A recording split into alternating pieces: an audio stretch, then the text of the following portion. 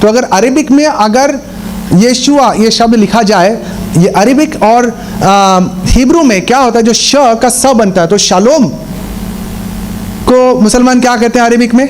सलाम। श स बन जाता है। तो याशुआ क्या बनना चाहिए था? यासू। कब आपने सोचा है कि ईसा कहां से आया?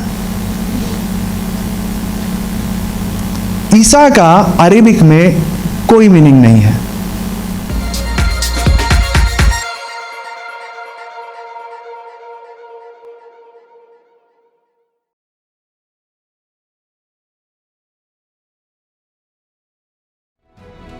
तो चलिए सबसे पहले हम भाई नरेन का स्वागत करते हैं कि वो यहां पर आए और इस माइक को संभालें।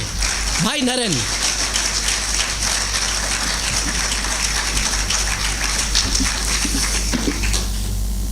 शलोम, बड़ी खुशी हुई आप आए इस सप्ताह के अंत में। शाम के समय ट्रैफिक तो सुना है बात बहुत ज़्यादा है आज के दिन, पता नहीं क्या हो रहा है।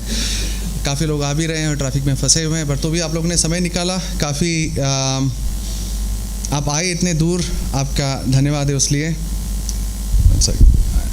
Can you hear me? Is it visible? Alright, okay. So मेरा जो प्रेजेंटेशन है वो है यीशु मसीह का क्या चित्र मिलता है पवित्र बाइबल में और कुरान में।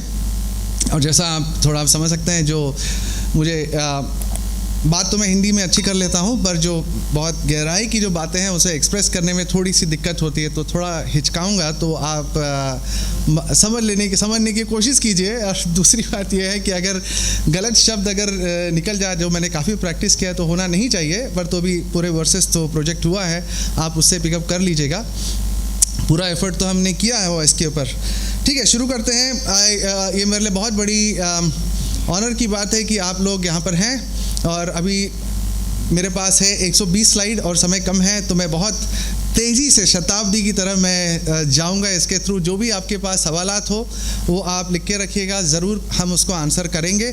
और जितना भी आपके सवालात हैं हम लोग उसको ओपनली या बाद में जो भी है जैसा आपको ठीक लगे आंसर किया जाएगा।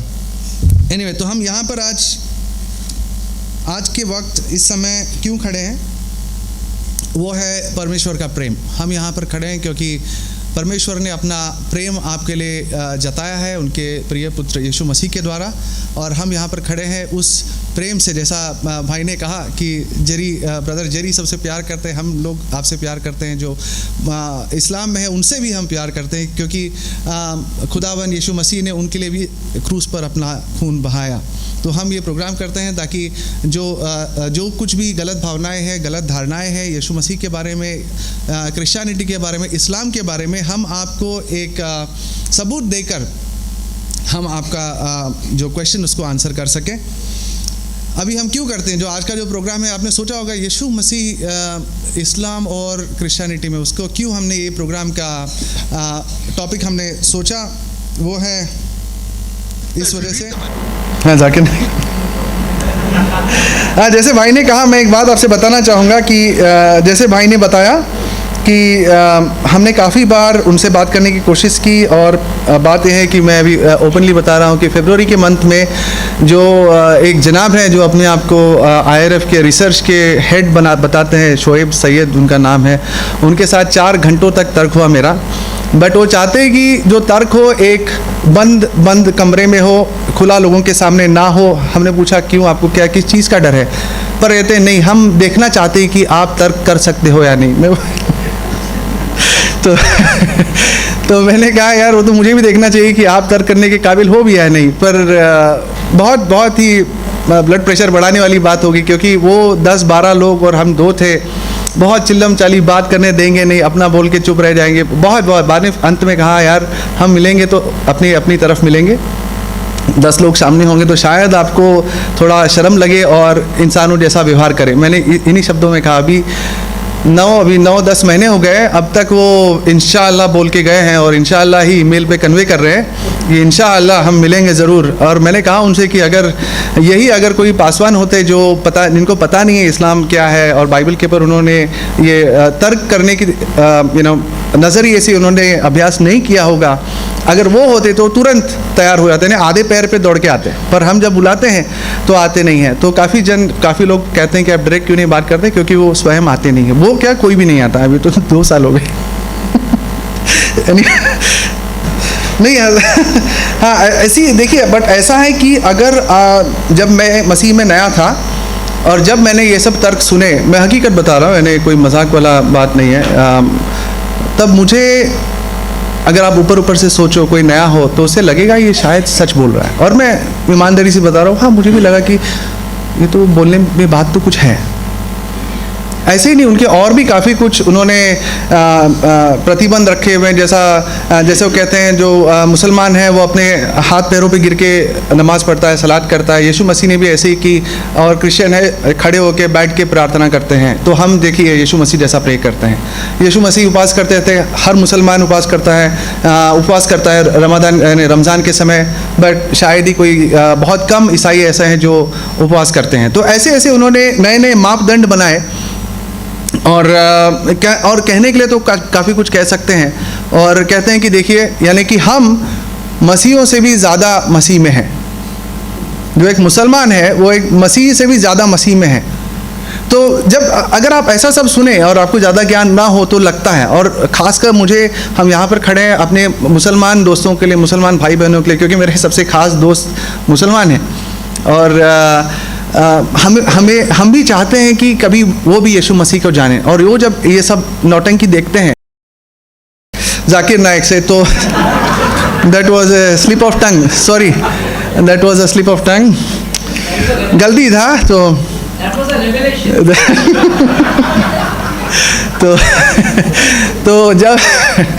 तो जब ऐसा देखते हैं तो उनको लगता है सही, बिकॉज जब भी उसके बाद भी काफ़ी बार अभी क्या हुआ है कि काफ़ी चर्चों में उनको पता है कि हम लोग हैं जो मुसलमानों को हम जवाब दे सकते हैं। तो जब कोई मुसलमान उनके पास जाता है दवा करने के लिए, तो जब वो जवाब नहीं दे पाते हैं, कहते हैं कि हम एक भाई को जानते हैं, एक ग्रुप को जानते हैं जो आपको जवाब देंगे, तो हमें ले जाते हैं। और हर बार जितनी भी बार हम गए, हर बार वो जो लोग जो आते हैं उनके पास IRF की किताबें होती हैं। तो आप सोचेंगे कि हमेशा आप जाकिर कोई की मुर्गा बनाते हो, क्योंकि वो उसका जो नाम काफ़ी है, लोग उसकी किताबों को कुरान जैसे ही समझ के पढ़ते हैं, इतना उसका है।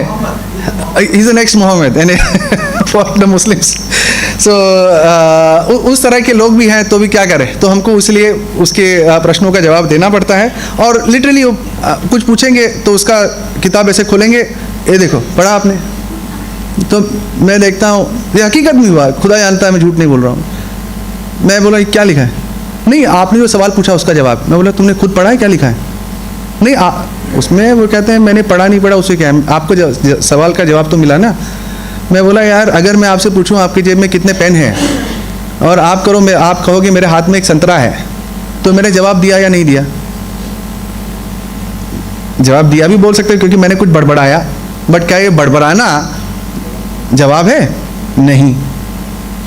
तो आज हम बैठ के देखेंगे कि उन्होंने जो कहा, जो ये मापदंड उन्होंने बनाया कि ईसाई होने का मतलब क्या है, क्या वो सही है या नहीं। बट अभी ये पूरा जो तर्क है, मैं अभी वैसे भी टाइम कम है, मैं ऐसे ही ख़त्म कर सकता हूँ।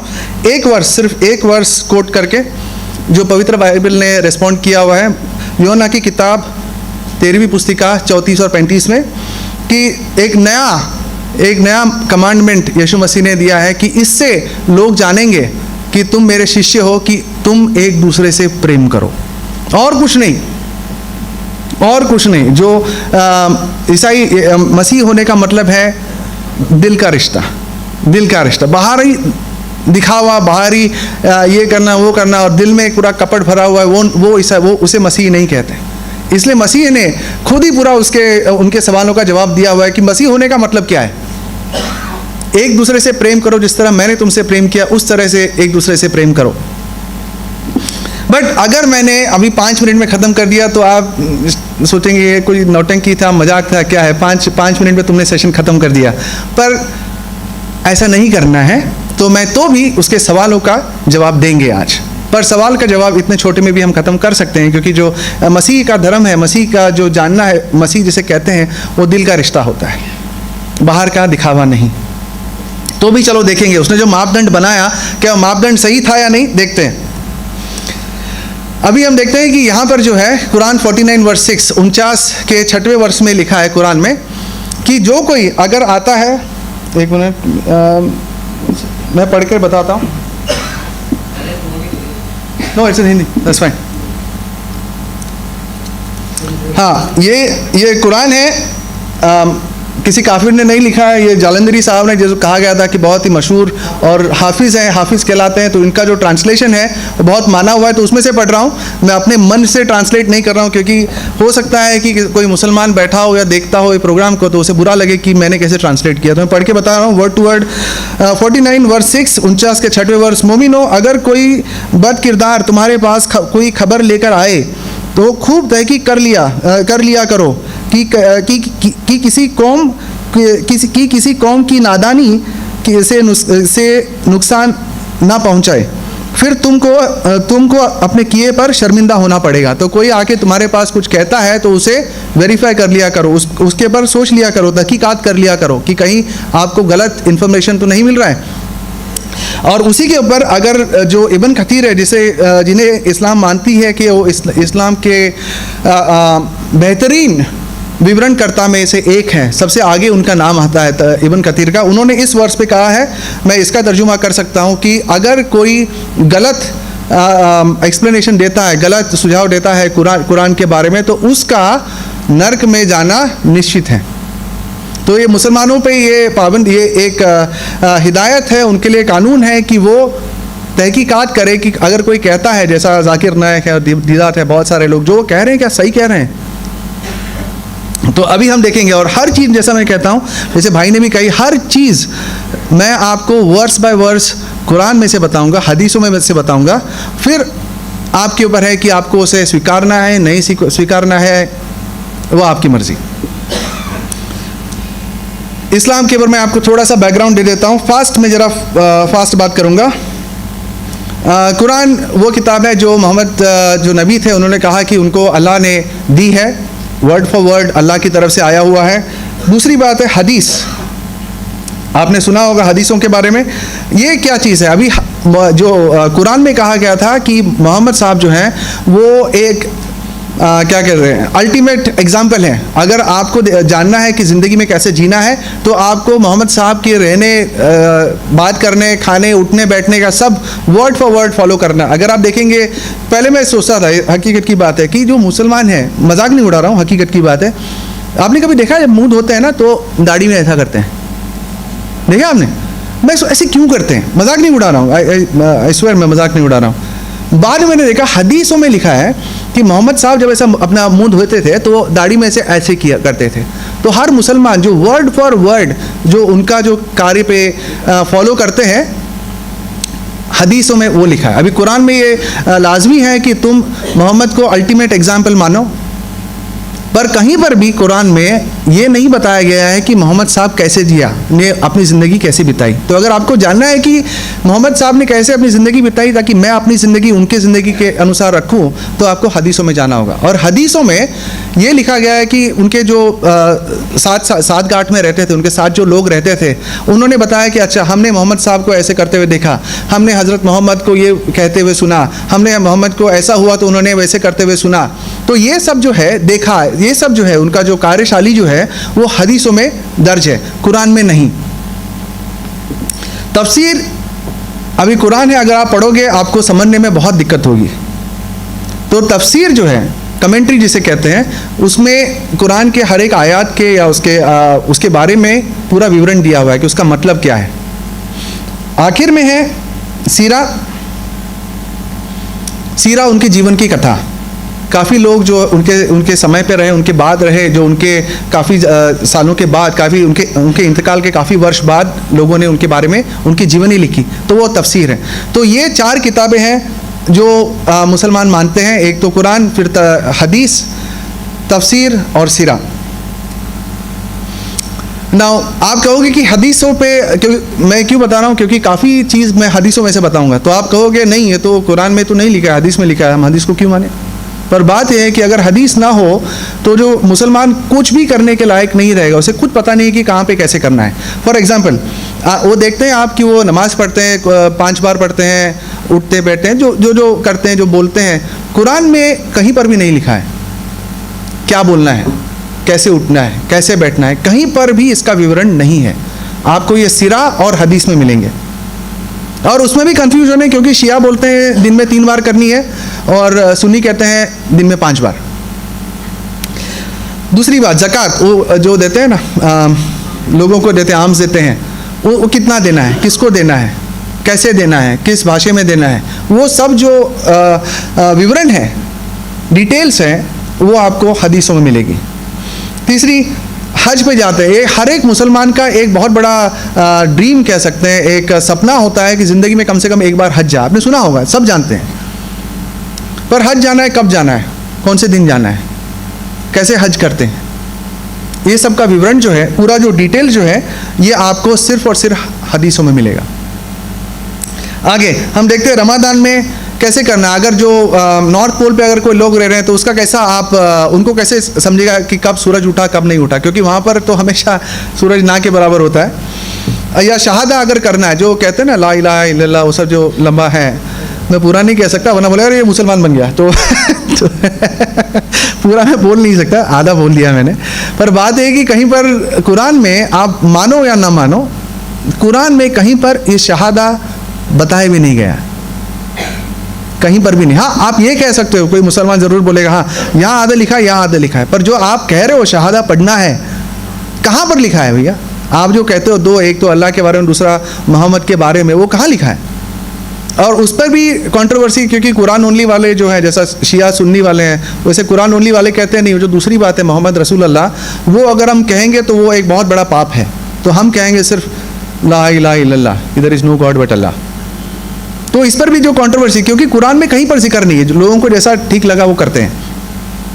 Last but not the least, खतना जो कहते हैं, जो उन्होंने कहा ऑल सब मुसलमान सर्कमसाइज्ड है, बट ईसाई जो है वो सर्कमसाइज नहीं है, यीशु मसीह का सर्कमसिजन हुआ। तो देखिए, जो मुसलमान है वो मसीहों से भी ज़्यादा मसीह है, क्योंकि उन्होंने खतना किया हुआ है। पर बात है, कुरान में कहाँ लिखा है, कहाँ लिखा है कि तुमको ये करना है? आप मुझे साबित करके बता दो कि मोहम्मद साहब का भी एक खतना हुआ था। मजाक नहीं कर रहा हूँ, मजाक नहीं कर रहा हूँ। अगर आपको लगता है आपके पास वो वर्स हो तो भी Q&A का सेशन होगा, तो आप आ सकते हैं। कहीं पर भी नहीं लिखा है। आगे बढ़ते हैं, जरा फटाफट में करता हूँ। तो उन्होंने 2-3 बातें उठाई, मैं इसको फटाफट रैप अप करके आगे बढ़ूंगा। सर्कमसिजन जो खतना के बारे में कहते हैं, अभी मान चलते हैं कि जो खतना करना ईसाई का यानी मसीह होने का, जो ईसा मसीह होने का एक रिक्वायरमेंट है, लेट्स अज्यूम, और मुसलमान होने का भी रिक्वायरमेंट है, जैसा जाकिर साहब कहते हैं। तो एक बात मुझे बताइए कि जैसा बाइबल में जैसा लिखा हुआ है कि 8वें दिन होना है, कहाँ पर लिखा है कुरान में? There is still controversy on that. दूसरी बात, अभी कुछ ऐसे बात है जो मैं कहने वाला हूँ, जो मुझे कहने में बहुत मेरे बाल बहुत छोटे हैं, पर वो भी अभी बात करते हुए मेरे खड़े हो रहे हैं ऐसे, क्योंकि मुझे बोलने में बहुत दिक्कत होगी। और यहाँ पे जो मंच पे मैं खड़ा हूँ, ये बहुत ही पाक मंच में समझता हूँ, और उसके पर मैं ऐसी गंदी बात करूँ, मेरे से होगा नहीं। मैंने मेरी बीवी से पूछा, मैं ये कैसे बोलूँ? मेरी बहन बैठी होगी, मेरी माँ बैठी होगी, मेरी बीवी बैठी होगी, मेरे दोस्त बैठे होंगे, मेरे पासवान बैठे होंगे, उनके सामने मैं ऐसी बात जो मैं अपने अकेले में भी नहीं कर सकता, मंच पे खड़े रह के कैसे करूँ? तो मैं कोशिश करूँगा, बट अगर नहीं हो सके तो वर्सेस हैं यहाँ पे, आप पिकअप कर लीजिए। हाँ, कुरान की आयत में बता दूंगा, हदीस, और जो आप जो समझना है, जो पिकअप करना है कर लीजिए। हाँ, दूसरी बात, जो खतना जो है, जो ज्यूइश जो यहूदी लोग करते थे, या जो ईसाई जो मसीह ने किया, वो सिर्फ पुरुषों तक था। बट जो इस्लाम में है, इस्लाम में इवन जो स्त्रियों के लिए खतना के बारे में लिखा गया है। अभी कैसे, वो मैं नहीं। अगर आपको ज़्यादा दिलचस्पी है और आपको जानना चाहिए, तो आप गूगल पे जाके सर्च कीजिए फीमेल सर्कमसिजन इन इस्लाम, उसका मतलब क्या होता है और कितने ये एकदम निर्मम और बहुत ही निर्दय एक प्रैक्टिस है जो इस्लाम में है और इस्लामिक कंट्रीज़ में है। काफ़ी स्त्रियों को बहुत लहू बह जाता है उसकी वजह से और मर जाते हैं। बहुत ही निर्दयी और अमानवीय है ये। यहाँ पर मैंने उसके वर्सेस दिए हुए हैं जो भी हदीसों में से है, जहाँ पर कहा गया है कि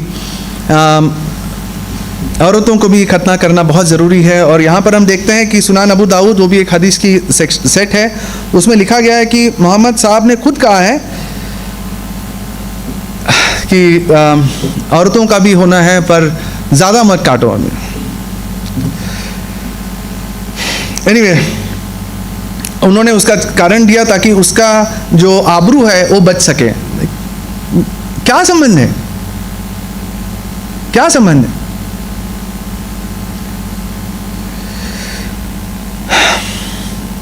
ओके, आगे पाक और नापाक खाने के बारे में हम देखते हैं। जो उन्होंने कहा कि ईसाई लोग सुअर मांस खाते हैं। एक्चुअली मैंने एक वीडियोस देखे, किसी ने राइटअप्स देखे हैं। Female circumcision, it is horrible, it's inhuman. जानवर भी ऐसे हरकतें नहीं करते। तो पाक और नापाक खाने के बारे में हम देखेंगे कि जैसा उन्होंने कहा कि सुअर का गोश्त ईसाई खाते हैं, मैं नहीं खाता, पर अगर कोई खाता भी होगा तो मुझे कोई दिक्कत नहीं है, नहीं खाओ तो भी दिक्कत नहीं है। तो बट वो कहते हैं ईसाई लोग मसीह में जो है वो खाते हैं पर मुसलमान नहीं खाता। माना व्यवस्था विवरण 14:8 में लिखा है, बाइबल में लिखा है, मैं मानता हूँ कि सुअर का गोश्त खाना हराम है, हलाल नहीं है, हराम है। पर यीशु मसीह जब आए तो उन्होंने इस पर खुलासा किया कि मरकुस के बाट 7:18 में देखेंगे तो उन्होंने कहा कि जो भी हम खाते हैं वो जो है हमारे शरीर में जाता है और बाहर आ जाता है। उससे हमारा दिल, उससे हमारा आत्मा, जो रूह है, जो हम जिस तरह के इंसान हैं, उस पर कोई फर्क नहीं पड़ता, नापाक नहीं होता। अगर हमने गलत खाना खाया, नापाक खाना खाया, तो भी हमारा दिल नापाक नहीं होता। और उन्होंने आगे चल के ये भी कहा कि जो हमारे ज़िंदगी में जो भी गलत काम है वो इस वजह से नहीं है कि तुम क्या खाओ या ना खाओ, वो इस वजह से है कि तुम जो तुम्हारे दिल में है, जो तुम्हारे दिमाग में है, जहन में है। उर्दू, यस। सो ये कहने से, और ये जो मैंने बोल्ड किया वो भी उसमें लिखा है कि ये कहने से यीशु मसीह ने पाक और नापाक खाने का जो रिश्ता ख़त्म कर दिया। ऐसा कुछ नहीं है, हर चीज़ तुम्हारे लिए पाक है। अगली बात यह है कि उन्होंने कहा कि प्रेरितों के काम में 10:15 में ये कहा गया है कि खुदावन खुद ने कहा है कि जो उन्होंने हलाल किया है उसे हराम मत कहो। और ये कहने से खुदावन पाक खुद ने बता दिया कि कोई हलाल और हराम ऐसा कोई खाना नहीं है। हर चीज़ हमारे लिए एक मसीह में जो है उसके लिए पाक होता है। अंत में है दिल का रिश्ता, बॉटम लाइन, दिल का रिश्ता। एक मेरा, इससे मुझे याद है, मैंने प्लान नहीं किया था, बट मेरे एक दोस्त से मेरी बात हो रही थी जो मुसलमान है। तो उन्होंने कहा कि उससे ऐसी बातें होती रहती थी। तो उन्होंने कहा कि अगर कोई जो इंसान है, अगर 40 दिन तक अगर 5 वक्त अगर नमाज पढ़ता है, तो उसके बाद उस पर अल्लाह की इतनी ये हाथ होती है कि वो जो अल्लाह जो देखता है वो देखता है, अल्लाह जो बोलता है वो बोलता है। जिस तरह से अल्लाह और उसका डायरेक्ट कनेक्शन हो जाता है, ये वो मानते हैं।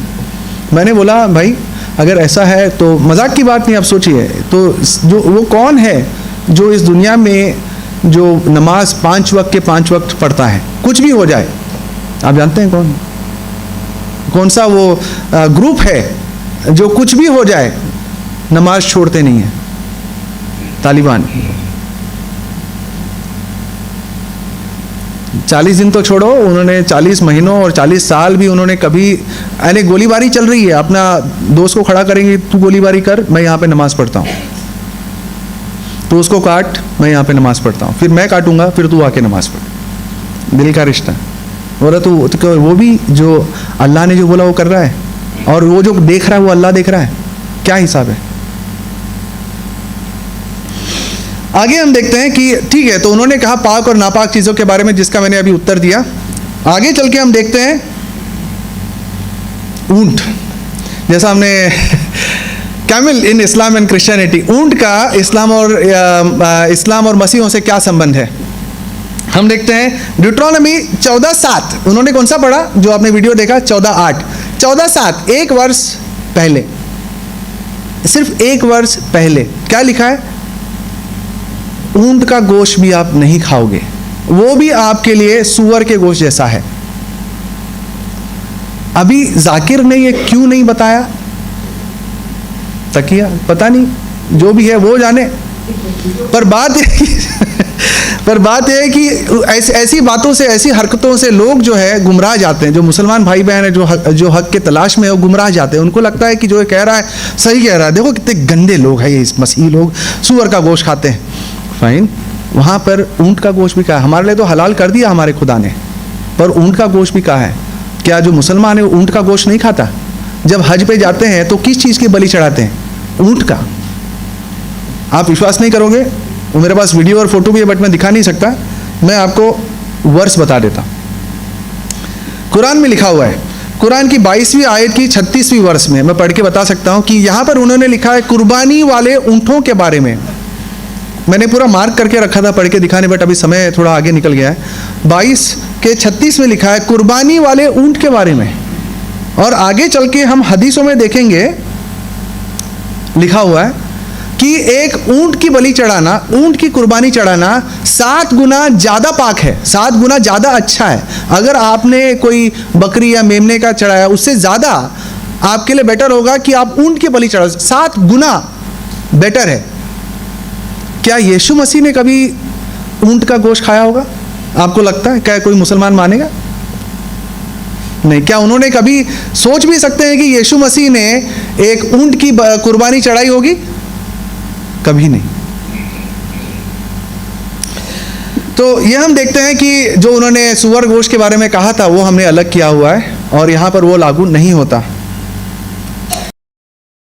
आगे हम देखेंगे कि मैंने 1-2 और क्राइटेरियन डाल दिए कि शादी के बारे में। ये मेरे भाई जारी करने वाले थे, पर अभी मैं इसको ज़रा डिटेल में करूँगा। काफ़ी लोग जानते हैं कि जो ईसाइयों में, जो मसीह में है, उनके लिए शादी एक बार होता है, पर हर मुसलमान मानेगा कि उनके लिए 4 बार शादी हलाल है, अलाउड है। इस पे मुझे एक जोक याद आता है। एक जोड़ा था, हस्बैंड वाइफ आपस में ऊब चुके थे बहुत बुरी तरह से कि हद हो गई, मुझे ये नहीं चाहिए, कुछ भी हो जाए नहीं चाहिए। अपने पासवान के पास गए चर्च में कि हमको एक दूसरे से तलाक लेना है, अलग होना है, मैं इसे बर्दाश्त नहीं कर सकता, मैं इसे बर्दाश्त नहीं कर सकती। पासवान ने कहा नहीं, ये तो असंभव है क्योंकि बाइबल में अलाउड नहीं है। उन्होंने कहा नहीं, आप कुछ भी करो, आप एक्सपर्ट हो बाइबल के, कहीं पर से कुछ जोड़ तोड़ के जुगाड़ निकालो, मुंबई भाषा में जुगाड़ निकालो और हमारा तलाक कराओ। तो पासवान साहब थोड़ा मुस्कुराए और उन्होंने कहा ठीक है, एक उपाय है मेरे पास, मैं जो बोलूँगा आपको करना होगा, मैं जो करूँगा उस पर आप सवाल नहीं कर सकते, और मैं जो बोलूँगा आपको करना होगा। ठीक है, एक दूसरे से इतने उब चुके थे, हाँ ठीक है, डन। उन्होंने क्या किया, ठीक है चुप रहो, दोनों चुप। उन्होंने एक डंडा निकाला, दोनों के सर पे सटाक सटाक, दोनों थोड़ा सर हिल गया, गुमड़ा उठ निकल आया। अब घर जाओ, तो कल फिर आना। कल आए, फिर से बैठे, कुछ बोला नहीं पासवान साहब ने, डंडा लिया, टपाक टपाक, घर जाओ, कल फिर आना। ये 2-4 दिन चलता गया, सब अभी सर पे चकराने लगा उन लोग, एक दूसरे का हाथ पकड़ के निकलने लगे बाहर चर्च के। आखिरी बीवी से रहा नहीं गया, नहीं और नहीं सहा जाता, आप करना क्या चाहते हैं? हमने कहा आपको कि हमको तलाक दिलाओ, और आप हो कि हमारे सर पे रोज डंडा मार रहे हो, क्या हमारा जान लेना चाहते हो? पासवान ने कहा मैं यही देख रहा हूँ कि दोनों में से पहला कौन मरेगा। तो दूसरा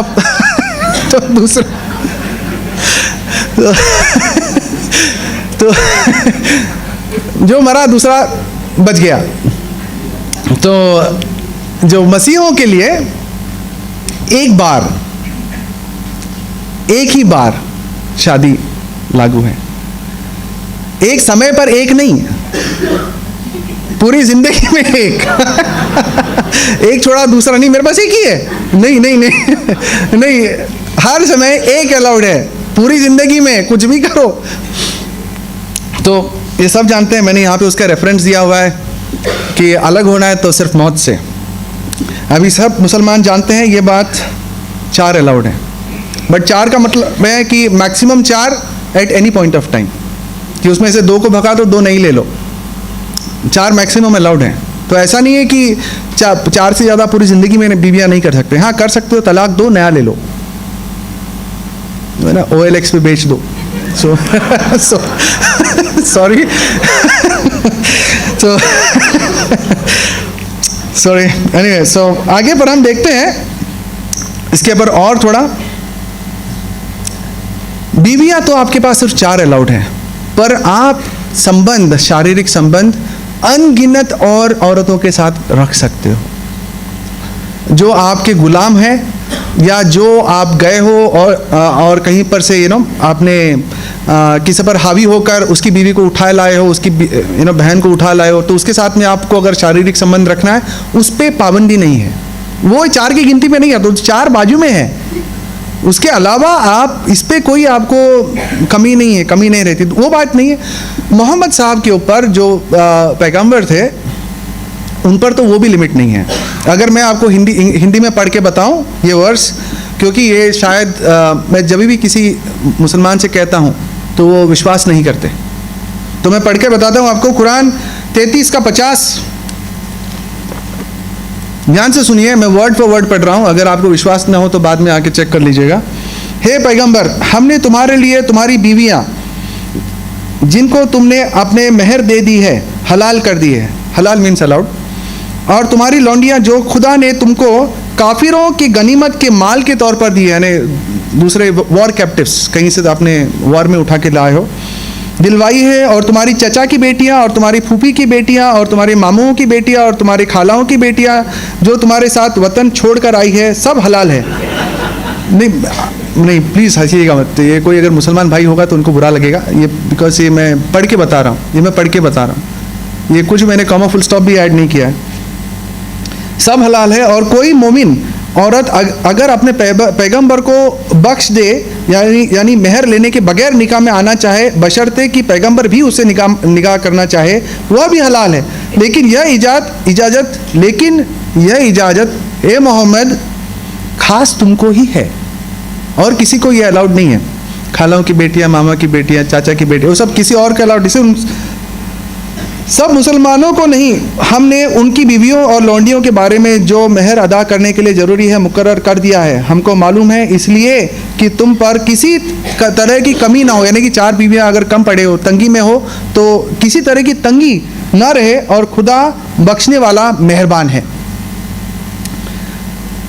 मैं मजाक नहीं उड़ा रहा हूँ, आप चाहे तो आप खुद भी मोबाइल पे सर्च कर सकते हो, कुरान 33 का 50। पर एक एक्सेप्शन था इसके ऊपर कि सब लोगों को 4 बीवियां अलाउड थी, मोहम्मद साहब को खुद unlimited. Exception to the rule, जो उनकी बेटी थी फातिमा, जब उनकी अली के साथ निकाह हुआ, जब उनका निकाह हुआ अली के साथ, तो उन्होंने ये पाबंदी डाल दी और उन्होंने कहा अली दूसरे के साथ शादी नहीं कर सकता है, क्योंकि वर्ष लिखा है, पढ़ लीजिए, मैं पूरा पढ़ने के फिराक में नहीं हूँ, समय बहुत कम है। और उन्होंने कहा कि सिर्फ अली दूसरे बीवी के नहीं कर सकता, क्योंकि उन्होंने कहा कि ऐसे करने से मेरी बेटी को दुख पहुंचेगा, यानी कि दूसरे की बेटियों को दुख नहीं पहुंचता है, पर मेरी बेटी को दुख पहुंचेगा अगर अली ने दूसरे के साथ शादी की तो। ठीक है, आगे देखते हैं। Next, unique type of marriage, Quran 587, ये मैं पढ़ के बताता हूं, कुरान 5 का 87, 5:87, मोमिनो मीन्स बिलीवर्स, जो पाकीज़ा चीज़ें खुदा ने तुम्हारे लिए हलाल की है उनको हराम मत करो, यानी जो खुदा ने तुम्हारे लिए अलाउ किया है वो तुम उसके ना मत बोलो। अभी सुनने में अच्छा लगता है कि हाँ मेरे खुदा ने जो, अब जैसा मैंने पहले हमने देखा था कि पाक और नापाक खाना, जहाँ पर खुदावंद खुद कहते हैं कि जो मैंने खाना मैंने पाक कहा है उसको तुम नापाक नहीं कह सकते, खुदावंद है। चलो मान लिया ये वर्ष, पर कुरान जब आप समझना चाहो तो हर चीज़ का किस संदर्भ में कहा गया था, किस परिस्थिति में वो वर्ष रिवील हुआ था, उससे आपको उसके गहराई से उसका मतलब समझ में आता है। तो जो 5:87 का संदर्भ क्या था, किस बारे में, किस परिस्थिति में ये वर्स रिवील हुआ? मैं इसको शॉर्ट में तर्जुमा करता हूँ कि जो मोहम्मद के जो सेना थी वो गए थे युद्ध पर, उनकी बीवियाँ नहीं थी तो उनसे रहा नहीं गया, तो उन्होंने कहा कि हम अभी क्या करेंगे, हमारी बीवियाँ तो नहीं है हमारे साथ, तो क्या हम नपुंसक बन जाएं? तो मोहम्मद साहब ने क्या किया? मोहम्मद साहब ने कहा कि आप टेम्पररी यानी अस्थाई रूप का शादी कर सकते हो, किसी से शादी करो और उसको एक बाद में एक छोटा सा कपड़ा या कुछ देके आप विदा कर सकते हो, छोटे समय के लिए, कुछ घंटों के लिए भी हो सकता है, एक दिन के लिए भी हो सकता है, एक रात के लिए भी हो सकती है, कुछ दिनों के लिए भी हो सकता है। टेम्पररी, अस्थाई। बीवी स्थाई होती है, ये अस्थाई रूप से शादी करने के कहते हैं। पर अभी इस पर मुसलमान कहते हैं तू शादी है भैया, उसमें क्या है, शादी है। पर इसमें हम अभी एनसाइक्लोपीडिया में देखेंगे, शिया एनसाइक्लोपीडिया में, यहाँ पर जो उन्होंने कहा है, जो एक्सपर्ट्स हैं, जो विद्वान हैं इस्लाम के, उन्होंने कहा कि जो वर्ड का जो मीनिंग है शादी, वो शादी अरबिक वर्ड नहीं है, वहाँ पर एक्चुअल वर्ड है कुछ समय की खुशी। तो अगर मैं अभी ये शब्द कह नहीं सकता, पर आप सब बड़े हो, कोई मेरी बेटी का कान ढाक ले तो हाँ, अगर कोई पुरुष है, अगर जाता है कहीं पर और किसी स्त्री के साथ हम बिस्तर होता है कुछ समय के लिए, कुछ घंटों के लिए, कुछ दिनों के लिए, जो भी है, बाद में उसे कुछ पैसा या कपड़ा दे के भगा, बोलता है अभी तू जा, इसका क्या मतलब हुआ? इसे क्या कहते हैं? ये मैं कह नहीं सकता, पर आप समझ सकते हो। ये अभी भी इंडिया में भी काफ़ी चलता है, इस्लामिक स्टेट्स में काफ़ी ज़्यादा चलता है। जो सुन्नी मुसलमान है कहते हैं नहीं, ये जो कानून है अब लागू नहीं होता, क्योंकि हदीसों में उमर है, कहते हैं कि ये कानून अब लागू नहीं है। पर बात ये है, उमर कौन होता है?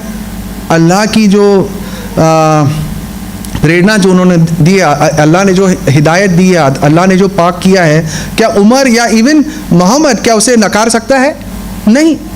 उमर कौन होता है भैया अल्लाह को नकारने वाला? कि नहीं, अच्छा अल्लाह ने कहा नहीं, ये तुम अभी नहीं कर सकते। पर जो शिया मुसलमान है ये अभी भी जानते हैं कि ये लागू होता है, और अभी भारत में भी एक जगहों में ये अभी भी लागू है। लागू है मीन्स जाते हैं मुसलमान, करते हैं 2 दिन बाद, 1 दिन बाद, जो भी है, वापस आ जाते हैं। शर्मनाक बात है। पर शादी को जो इतना पाक चीज़ जो खुदावन ने स्थापित किया आदम और हव्वा के द्वारा, उन्होंने कहा कि ये दोनों एक होंगे, अपने माता पिता को छोड़ेंगे और एक हो जाएंगे, उसका वो क्या दर्जे पे पहुंच गया है? क्या ये जब वो कहते हैं कि हम मसीहों से भी ज़्यादा मसीह हैं, क्या उसका मतलब है ये? और भी मैं आगे जा सकता हूँ, काफ़ी कुछ। वो बोलते हैं कि यीशु मसीह अपने चेहरे पे गिर के उन्होंने प्रार्थना की, हम भी अपने चेहरे पे गिर के प्रार्थना करते हैं, तो हम देखो मसीह जैसे प्रार्थना करते हैं। पर क्या मसीह ने ऐसा कहा था कि ऐसे प्रार्थना करो? नहीं। मत्ती के 6वें पाठ में 5 से 13 में यीशु मसीह ने काफ़ी बेहतरीन रूप से बताया कि प्रार्थना कैसे करते हैं। उठना बैठने से कोई लेना देना नहीं है। आपने सोकर भी प्रार्थना किया, मैंने देखा है कि मेरे खुदा ने उसका उत्तर दिया है। मैंने जागकर चलते हुए मीटिंग में अंदर घुस रहा हूँ, 2 सेकंड मैंने प्रार्थना की, मेरे खुदावन ने सुना। और अगर मैं ये भी कहने की हक में हूँ कि अगर मैं टॉयलेट में भी हूँ और अगर मैंने प्रार्थना की तो मेरा पिता मुझसे इतना प्रेम करता है कि वहाँ पर भी मेरा प्रार्थना सुनेगा, मुझे नीचे की तरफ गिरने की ज़रूरत नहीं है, क्योंकि ये दिल का रिश्ता है। आमीन। तो यहाँ पर हम देखते हैं कि कैसे प्रार्थना करना है, क्या नहीं करना है। यहाँ पे उन्होंने बहुत क्लियर रूप से कहा, ये मैंने मेरे मुसलमान भाइयों से भी कहा है कि पहली बात है कि किसको दिखावे में प्रार्थना नहीं करना है। घर में जाओ, दरवाज़ा बंद करो, घर में एकांत में हो, प्रार्थना करो। बाद में कैसे प्रार्थना करना है बताया है। दूसरी बात, व्यर्थ रूप से आप रिपीट नहीं कर सकते, वही चीज़ दोहरा नहीं सकते। व्यर्थ दोहराना अलाउड नहीं है। जब मेरी बेटी भी है, मेरे बच्चे भी जब प्रार्थना हम करते हैं तो पूछते हैं मैं क्या प्रार्थना करूं, तो कभी कभी यह होता है कि वो प्रार्थना करते हैं और वही चीज़ दोहराते हैं। मैं बोला बेटा अगर आप रोज आओ मेरे पास और वही दोहराओ तो मुझे अच्छा लगेगा, अच्छा लगेगा। जो माता पिता है, अगर बच्चे अगर रोज जाके पापा के पास वही नापने लगो तो पापा बोलेगा तेरा दिमाग तो सही है क्या है। तो तो जब आप प्रार्थना करते हो तो एक बच्चा अपने पिता से जैसे प्रार्थना करता है, बात करता है, उसे प्रार्थना कहते हैं। आमीन। कैसे भी हो सकता है। तो ये कहना गलत बात होता है। और नमाज में अगर आप देखेंगे, कोई कहते हैं 3 बार, कोई कहते हैं 5 बार, और वही जो नमाज जो करते हैं जिंदगी भर वही दोहराते हैं। आप दोहराओ, मुसलमान हो, दोहराओ, मुझे से कोई आपत्ति नहीं है। आपका धर्म कहता है दोहराना है, दोहराओ। मेरा धर्म कहता है नहीं, मैं तेरे से प्रेम करता हूं, तू मेरे पास एक बेटे जैसे आएगा और दोहराएगा नहीं, क्योंकि तू मांगने से पहले मैं जानता हूं तुझे क्या चाहिए। आमीन। वो आएगा एक धन्यवादी आत्मा लेके। तो अगर तुम्हारे मानना ऐसा है इस्लाम में कि दोहराना पड़ता है, उठना बैठना गिरना है, तो आप करो। पर जब भी कोई मेरे मसीह के ऊपर, मेरे मसीह होने के लेवल के ऊपर अगर कोई उंगली उठाता है, तो मेरे पे ये बंद जाता है कि मैं उसका जवाब दूं, और मैं दे रहा हूं। अगर किसी को ठोस पहुंच रही है, किसको लगता है कि उसकी धार्मिक भावनाओं को ठेस पहुंच रहा है, तो जैसा मेरे भाई ने कहा, जा सकते हैं। पर जो है मैंने क्लियरली बताया हुआ है, अगर आप मानना हो तो मानो, नहीं मानना है वो आपकी मर्जी। आगे देखते हैं। Finally coming to the main topic, Yeshu Masih, Bible और इस्लाम में। अभी हम क्या करेंगे, इसको 5-6 स्तर में हम लेंगे। एक तो यीशु मसीह के जन्म होने से पहले कुरान में क्या लिखा है, बाइबल में क्या लिखा है। उनके जन्म कैसे हुआ, कुरान में क्या लिखा है, बाइबल में क्या लिखा है। Early ministry, early childhood and उनका बचपना कैसे गया, फिर उनकी सेवकाई कैसी, और अंत में उनकी सेवकाई का अंत कैसे हुआ। मैं ये नहीं कहता कि यीशु मसीह की मौत कैसी हुई, क्योंकि मुसलमान ये नहीं मानते। तो क्योंकि मैं एक बैलेंस टॉपिक में बात कर रहा हूँ, मैं ये कहूँगा कि ये यीशु मसीह का जो सेवकाई का अंत कैसे हुआ इस्लाम में और क्रिश्चियनिटी में। ये मेरे टॉपिक्स हैं। पहली बात, जो यीशु मसीह का जो जन्म के पहले क्या हुआ, उसके बारे में हम पढ़ सकते हैं। इस्लाम में सूरा कुरान में 3:38 से 48 वही है जो अपने बाइबल में लिखा है, किसी हद तक, पूरा नहीं, किसी हद तक।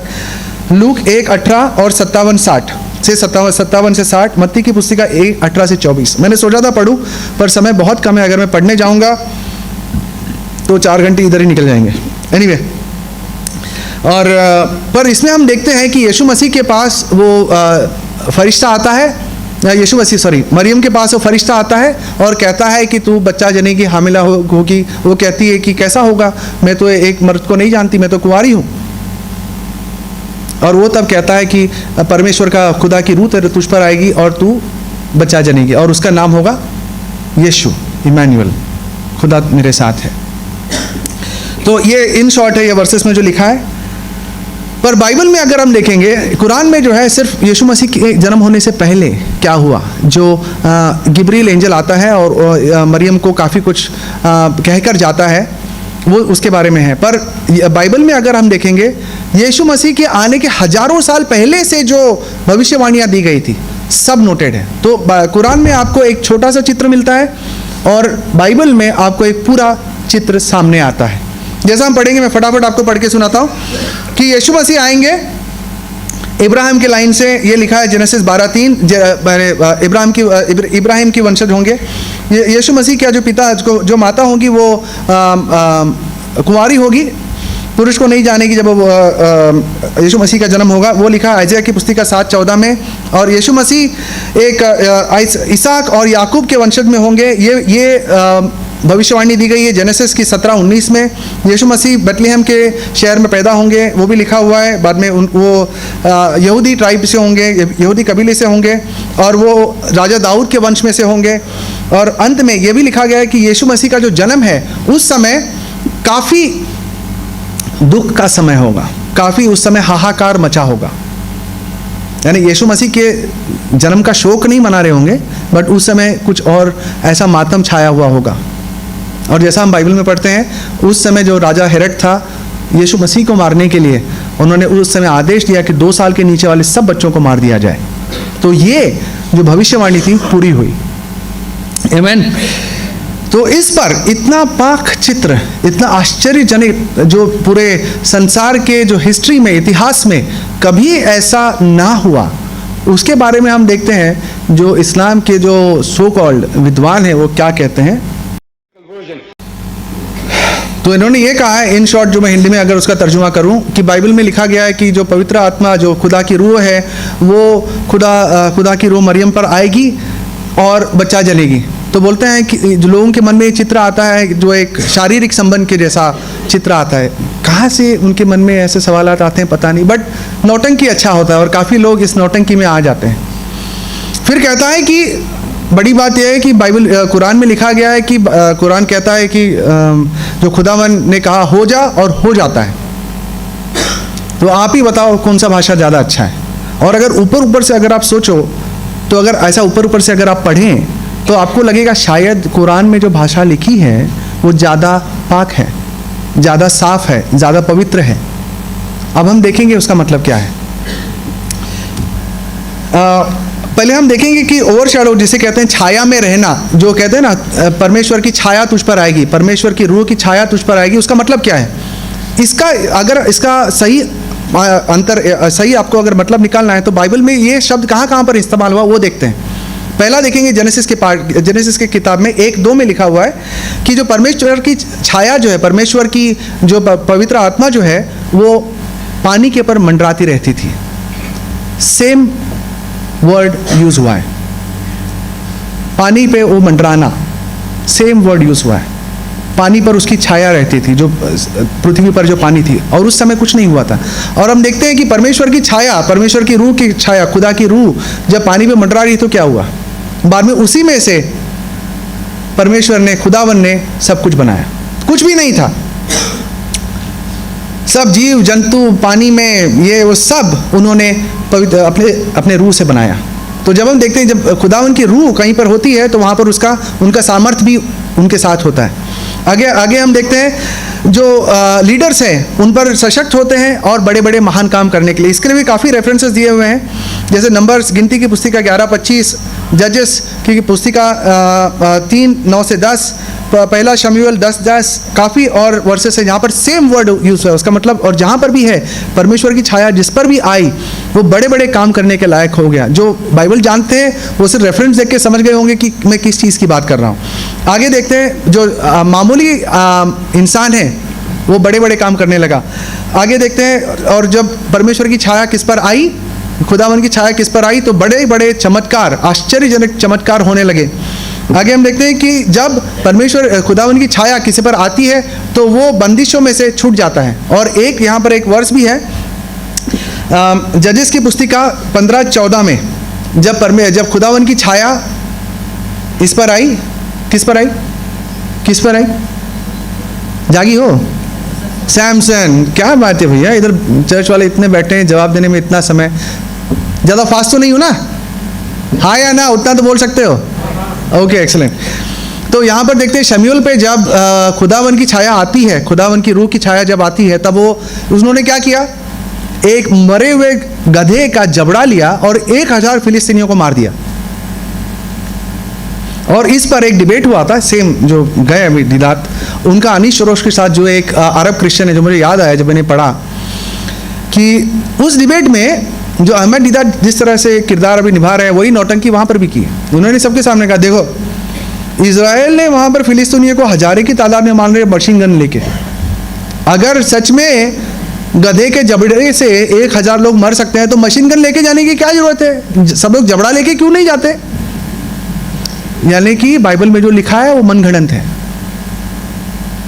इस पर से जो भाई अनीश शरोस ने इतना बढ़िया जवाब दिया, सालों पहले मैंने देखी थी, बट उनका ये जवाब मेरे जहन में बैठ गया। उन्होंने सीधा पूछा, मिस्टर दीदात, जब खुदावन की रूह सैमसन पर आई तब वो ये करने के समक्ष में, तब वो ये ऐसे करने के शक्ति पाया, ताकत पाया। अगर आपका खुदा ऐसा नहीं कर सकता तो वो मेरी जिम्मेदारी नहीं है, वो आपकी जिम्मेदारी है, वो आपका प्रॉब्लम है। पर मेरा खुदा ऐसा कर सकता है। तो अभी भी आज के तारीख में भी अगर किसी पे अगर खुदावन की रूह आई और ऐसा सामर्थ्य उसने किसी को दिया तो यकीनन 1000 का 10,000 को भी मार सकता है, अगर खुदावन ने चाहा तो। आगे देखते हैं कुरान अभी इन्होंने इतनी बड़ी बड़ी झाड़ी है कि इतना पाक है, यहाँ पर इतनी गंदगी है, और लिटरली अपनी किताब में Christ in Islam page number 24 में उन्होंने कहा है कि गटर की भाषा इस्तेमाल हुआ है। मैं कोट कर रहा हूँ कि बाइबल में जो वर्स है वो गटर की भाषा है। नो प्रॉब्लम, मैंने आंसर किया। अभी हम देखेंगे कि जो आप कह रहे हो कि हमारी 21 और 91 में 91 में जो वर्स है कुरान 21वीं पार्ट के 91वें वर्ष में जो लिखा हुआ है, क्या हकीकत में इतना पाक है? देखते हैं वो वर्स है वहाँ पे, अगर कोई अरबिक जानता होगा तो पढ़ ले, मैंने इसमें कोई आगे पीछे नहीं की है। और अगेन ये मेरे लिए सबसे शर्मनाक पार्ट है पूरी प्रेजेंटेशन में। एनीवे, और 19 का 21 का 91, और उन मरियम को भी याद करो जिन्होंने अपने पाक दामिनी को बचाए रखा, और हमने उनमें अपनी रूह फूंक दी और उनको उनके बेटे की दुनिया वालों की निशानी बना दी। अभी आप कहोगे नरेंद्र तेरा दिमाग खराब है, इसमें क्या करना है? कोई नहीं।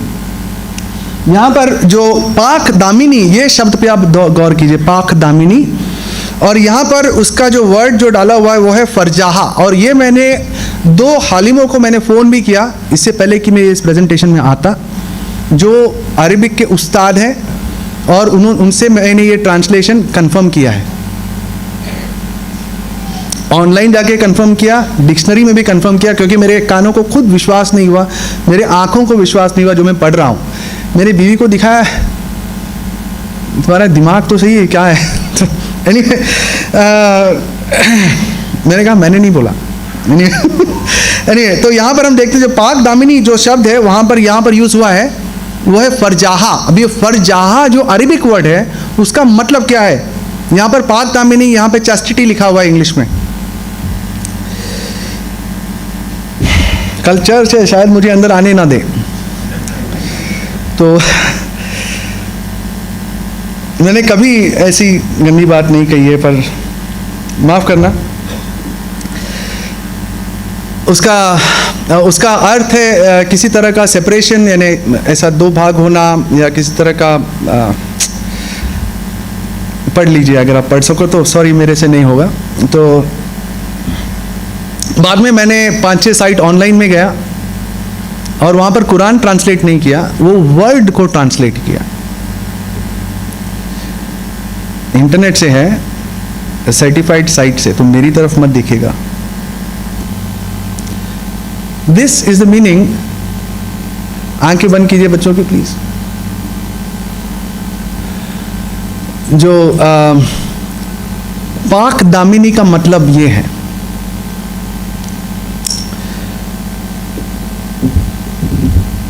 सॉरी,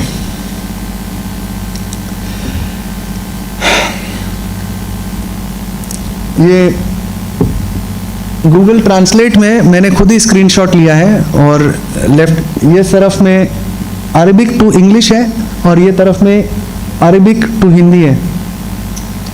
अच्छा दिखाई नहीं दे रहा। अरबिक टू हिंदी में अगर पढ़े, माफ़ करना, उसका मतलब वहाँ पर योनी लिखा हुआ है। तो एनीवे, एक्चुअल मीनिंग वो है शब्द का।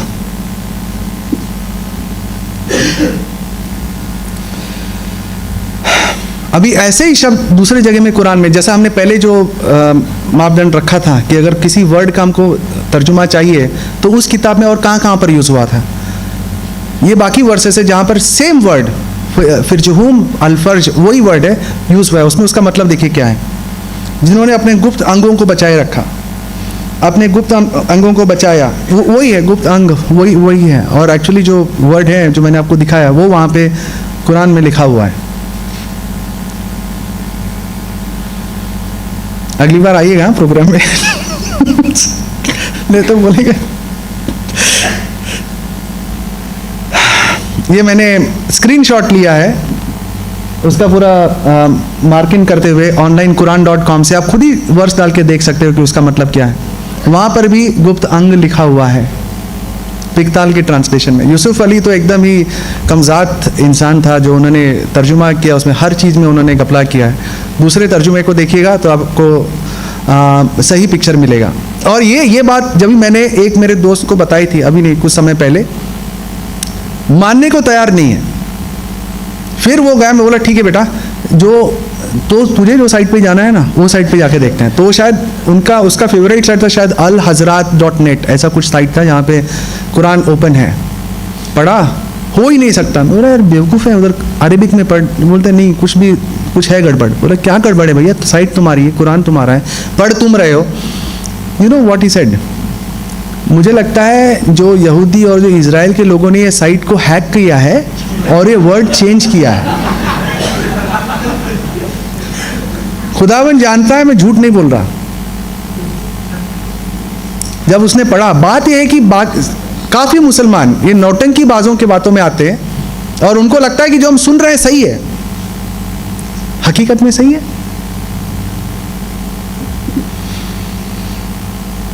तो अगर ये वर्ड अगर हम डालें उसके अंदर, तो उसका मतलब क्या निकलता है? जो कह रहा था अहमद दीदात और जाकिर नाइक जैसे नौटंकी बाज कि ये बाइबल से भी ज्यादा पाक है, क्या ये किसी मुसलमान अपनी बेटी अपनी बहन को पढ़ाएगा?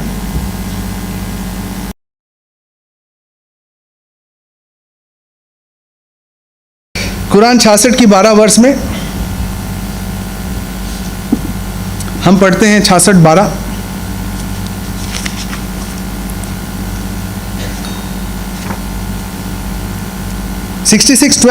और इमरान की बेटी मरियम की, जिन्होंने अपने शर्मगाह, पहले सेम वर्ड को उन्होंने क्या ट्रांसलेट किया था? पाक दामिनी। अभी क्या ट्रांसलेट कर रहे हैं? शर्मगाह। आप खुद ही देख लो वर्स। अपनी शर्मगाह को बचाए रखा तो हमने उसमें अपनी रूह फूंक दी, और वह अपने परवरदिगार के कलाम और उसकी किताबों की सच्ची समझती है और फरमदारों में से थी। अभी इस पर जो इस्लाम के सबसे माने हुए जो विवरण करता है, उन्होंने इस वर्ष को कैसा तर्जुमा किया? इब्न कतीर, शायद ही कोई मुसलमान होगा जो उसके तर्जुमे को नहीं मानता हो। इब्न कतीर, ये मैंने स्क्रीनशॉट लेकर डाला है क्योंकि अगर मैंने कॉपी पेस्ट किया वर्ष तो कोई बोल सकता है कि मैंने उसमें कुछ ऐड किया होगा, और जो अरबिक जानता है पढ़ ले।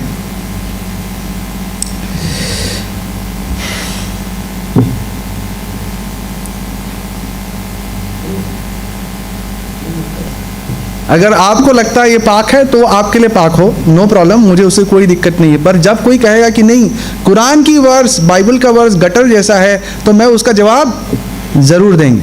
आमीन, हालेलुया टू दैट। और यहाँ पर हम देखते हैं, in short I just wrap up this verse. वो कहते हैं कि जिब्रील आए उनके सामने मनुष्य के रूप में, उन्होंने फूंक मारी और वो फूंक उनके कपड़ों के अंदर से होते हुए उनके शरीर में प्रवेश किया, उनके कोख में गया और बच्चा बना। अभी आप बोलो कौन सा verse?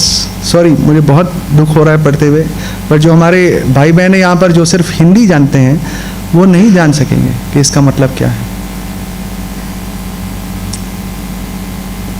Birth of Christ as per Islam, brothers and sisters.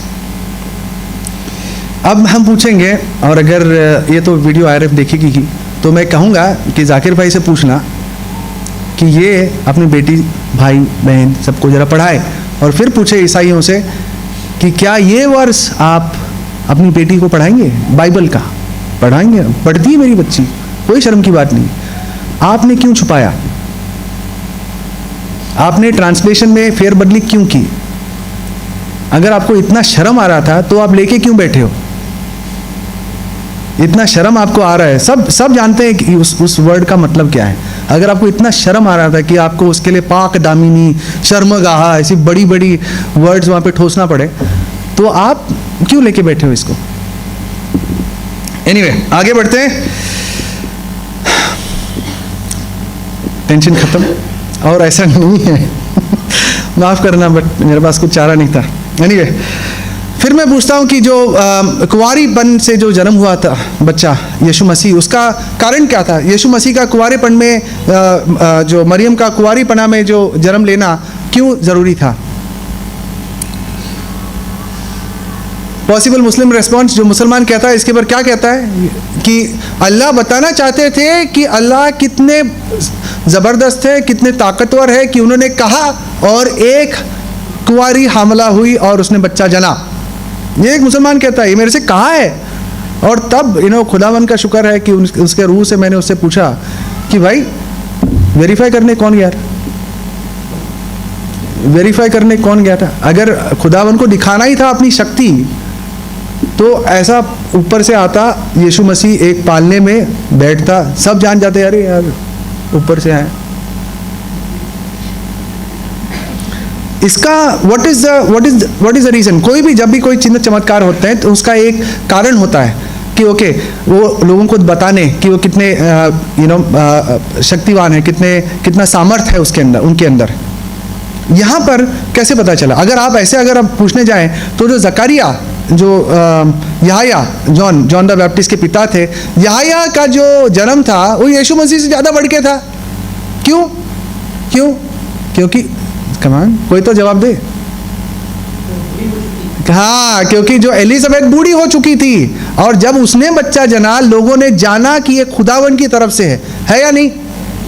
अभी एक कुंवारी लड़की है। बट ये रिस्पॉन्स आपको इस्लाम से मिलता है। तो अगर आपको पूरा चित्र जानना है बाइबल पढ़िए।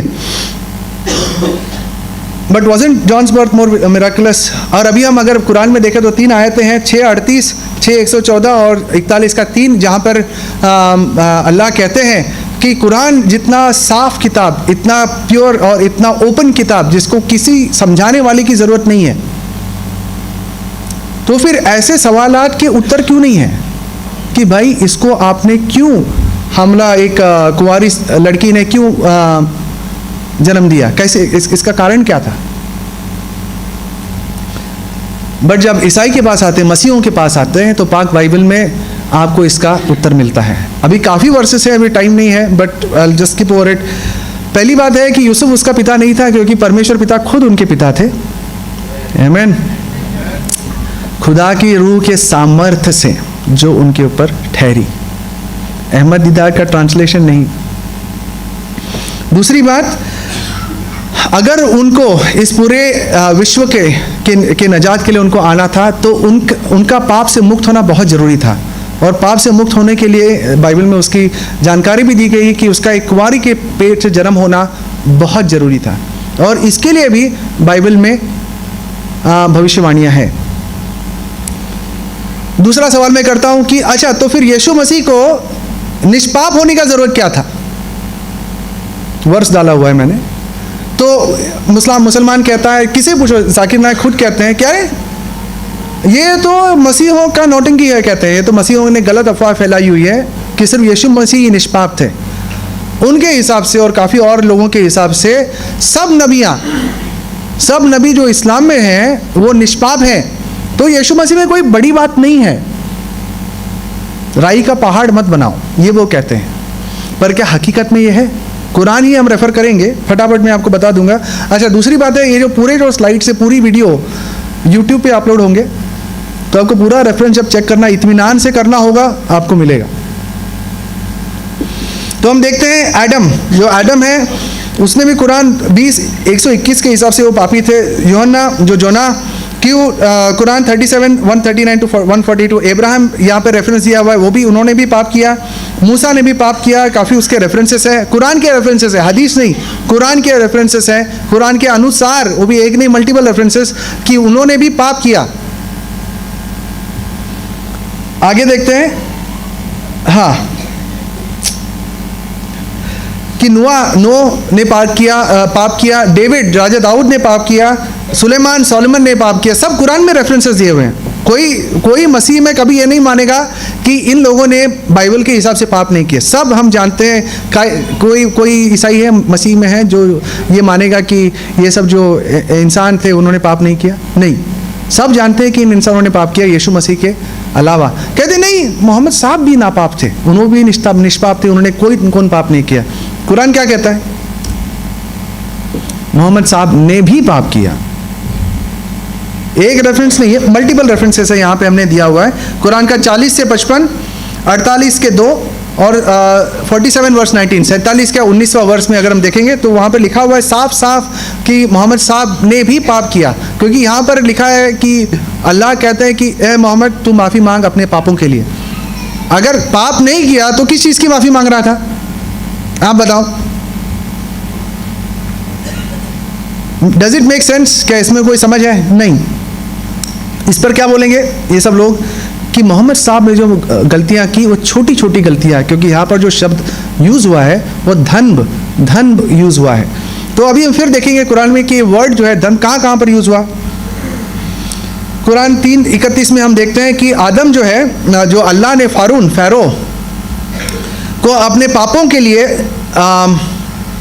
उन पर जजमेंट हुआ और उनके लिए अपने पापों के लिए उन पर सज़ा भी मुकर्रर की गई थी। कुरान 3:16 में हम देखते हैं कि यहाँ पर लोग जो है अपने पापों के लिए प्रायश्चित कर रहे हैं, पापों के लिए क्षमा मांग रहे हैं, वरना उनको नरक में डाल दिया जाएगा, लिखा है कुरान में।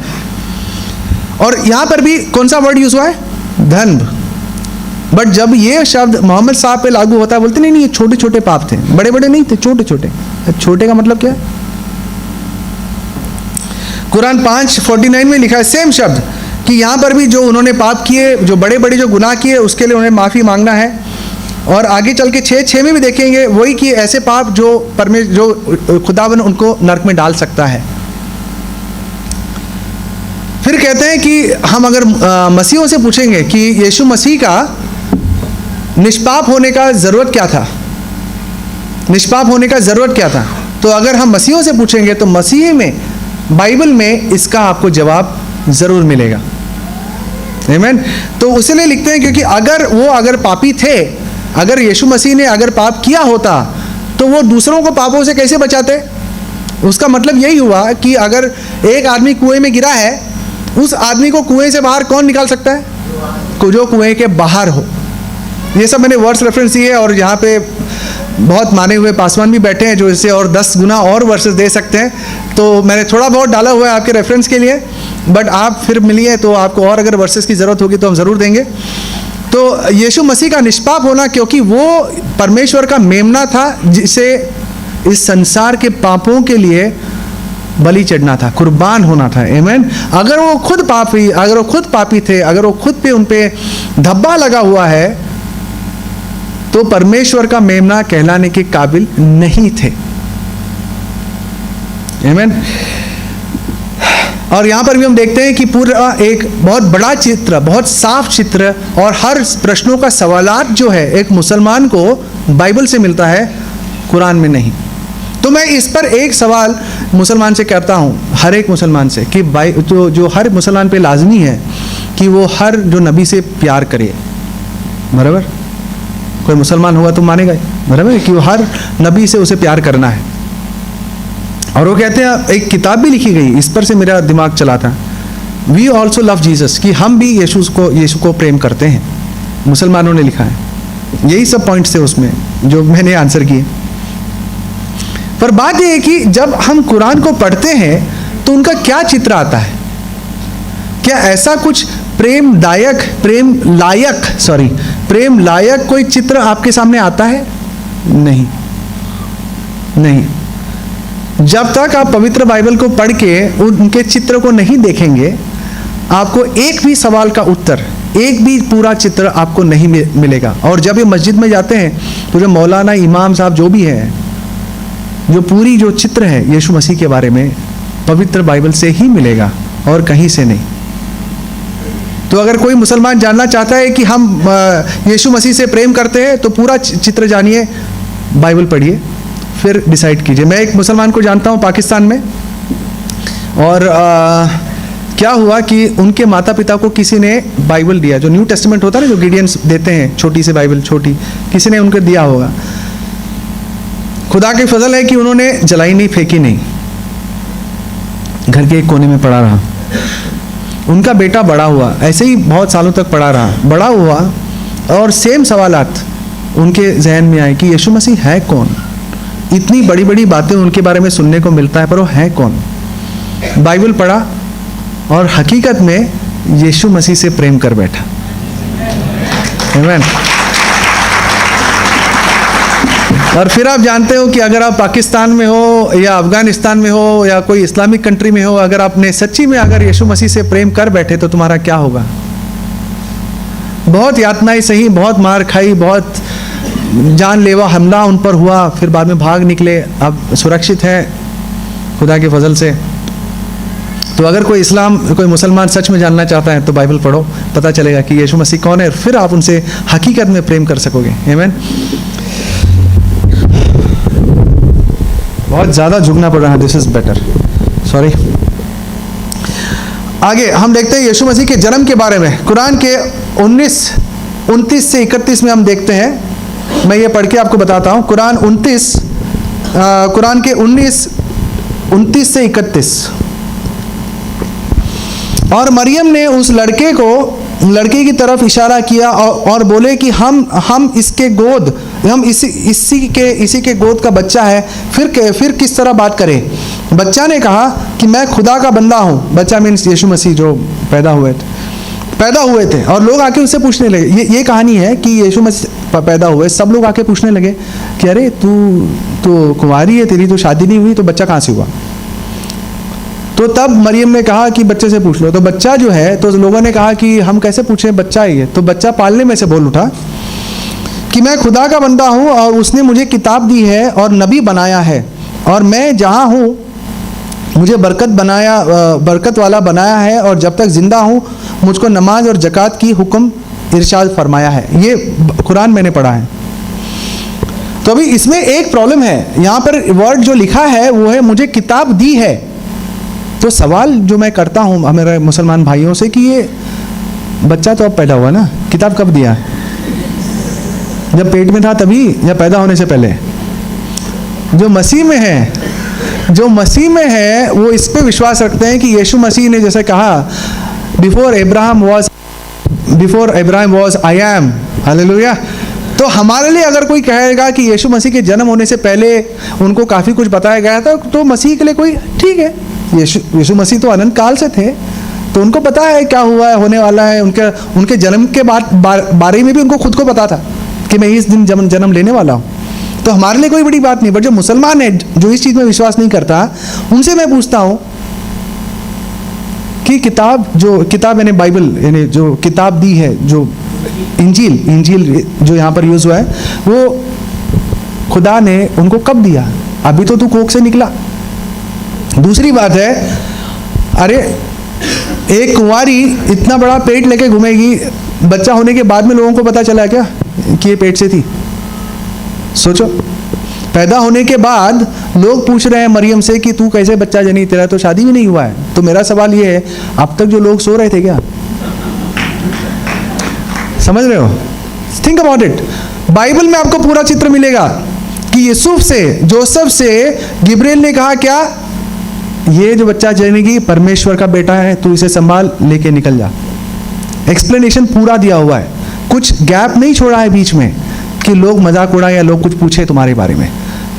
नहीं तो अगर जैसा यहाँ लिखा है, अगर ये हुआ होता, लोग देख लेते पेट आया हुआ है, बच्चा होने से पहले ही मार देते। ये नियम था उस समय का, मजाक नहीं उड़ा रहा, आप जानते हो, मार दिया होता उसे। पूरा चित्र सिर्फ और सिर्फ पवित्र बाइबल। हालेलुया। आगे देखते हैं, तो अभी देखते हैं गिवन मी द स्क्रिप्चर। आगे देखते हैं बाइबल में इसका क्या है, जो यीशु मसीह के जन्म के बारे में। वो एक तबेले में जन्म हुआ, लूक 2:7, यहाँ पे पूरा वर्ष दिया हुआ है। फरिश्तों ने आके उसकी बड़ी बड़ी प्रशंसा की हवाओं में, और जो शेफर्ड से उन पर बखान हुआ कि यीशु मसीह का जन्म हुआ है। वो हम देखते हैं लूका 2:8-13। जो विद्वान आए यीशु मसीह से मिलने, वो मत्ती 2:1-12 में, जो वहाँ का जो राजा था हेरोड, उन्होंने बच्चों को मारने की हुक्म दी, वो हम देखते हैं मत्ती की पाठ 2:16-18।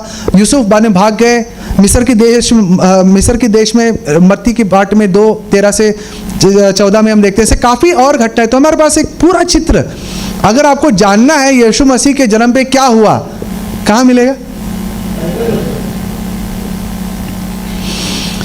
पर फिर इस पर एक कह सकता है एक बंदा कि ये भी हो सकता है। देखो, ये सवाल मेरे जहन में आया था जब मैंने, काफ़ी लोग कहते हैं, आपने भी सुना होगा, जो इवेंजलिस्ट हैं, बोलते अरे यीशु मसीह के बारे में तो इतनी अच्छी बातें तो कुरान में भी लिखी है, और यही जो पैंतरा है इस टाइप के लोग इस्तेमाल करते हैं, जाकिर नाइक टाइप। पालने में से बोला, चिड़िया बनाई मट्टी का और उसमें जान डाल दी। देखो कितना अच्छा चित्र दिया है कुरान में, पर क्या ये हकीकत है? सवाल ही उठता, अगर ये इतना था तो बाइबल में क्यों नहीं दर्ज हुआ? तो मुसलमान ये कहेगा कि बाइबल में से छूट गया करके कुरान में दर्ज हुआ। तो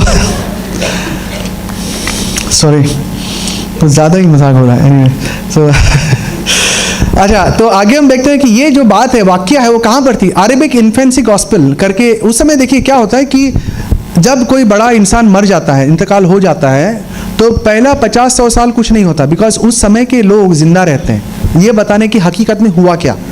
पर जब 100-1 साल निकल जाते हैं, उनके बारे में मनगढ़ंत अफवाहें और बड़ी बड़ी बातें आने लगती है। लोग आपस में बड़ी बड़ी घटनाएं कहने लगते हैं। और यीशु मसीह के जाने के कितने साल बाद मोहम्मद साहब आए? 600 साल, 500 नहीं, 600 साल बाद आए और उन्होंने अपनी नबूवत बताने की कोशिश की। तो उस समय उस एरिया में काफ़ी मनगढ़ंत ऐसी अफवाहें फैला करती थी, बहुत ज़्यादा। तो एक वो अफवाहों का जो किताब जो बनाया गया था, अलग अलग सब लोग अपनी गॉस्पेल्स लिखा करते थे कि मैंने ये सुना था यीशु मसीह के बारे में, तो किताब लिख देंगे, हो सकता है चल जाए। तो वो था अरेबिक इन्फेंसी गॉस्पेल, जो इस दुनिया में कोई विद्वान मसीह में हो या नहीं उससे फ़र्क नहीं पड़ता, वो कभी एक्सेप्ट करेगा कि ये जो किताब है अरेबिक इन्फेंसी गॉस्पेल हकीकत है। सब जानते हैं कि इसमें मनगढ़ंत अफवाहें लिखी गई थी। तो क्या हुआ होगा? मोहम्मद साहब जब, अभी मुसलमान मानते हैं कि पढ़ना लिखना नहीं जानते, तो ये हो सकता है कि उस समय के लोगों में जो अफवाहें जो फैली थी, उन्होंने सुना और उनको लगा शायद ये हकीकत है, और उन्होंने ये दोहराया। अब मैं उनको ब्लेम नहीं करता, क्योंकि उन्होंने बाइबल पढ़ी नहीं थी, तो उनको पता नहीं था हकीकत क्या है। वहाँ के लोगों में अफवाहें जो फैल रही थी उसे उन्होंने रिपीट कर दी। ये हो सकता है कि इसका जो पालने में से बोलने की जो मनगढ़ंत अफवाह है, कहाँ से आया? यहाँ से आया। आगे देखते। और दूसरी बात ये आप समझिए कि जब मोहम्मद साहब ने अपने आप को नबी ठहराया, तब वो बहुत इसमें दिलचस्पी रखते थे कि जो उस समय के जो यहूदी और क्रिश्चियंस हैं मसीह में जो हैं, वो उन्हें स्वीकारे नबी के रूप में। ओके, तो वो क्या करते थे कि हर चीज़ ऐसा बताने, जैसा मेरा जो भाई है वो ज़्यादा बताएंगे इसके बारे में, तो ज़्यादा बोलूँगा नहीं, तो ऐसी बातें बताने की कोशिश करते थे जिससे यहूदी और जो मसीह में है वो ये स्वीकारें कि ये परमेश्वर का या तो सच्चे खुदा का नबी है।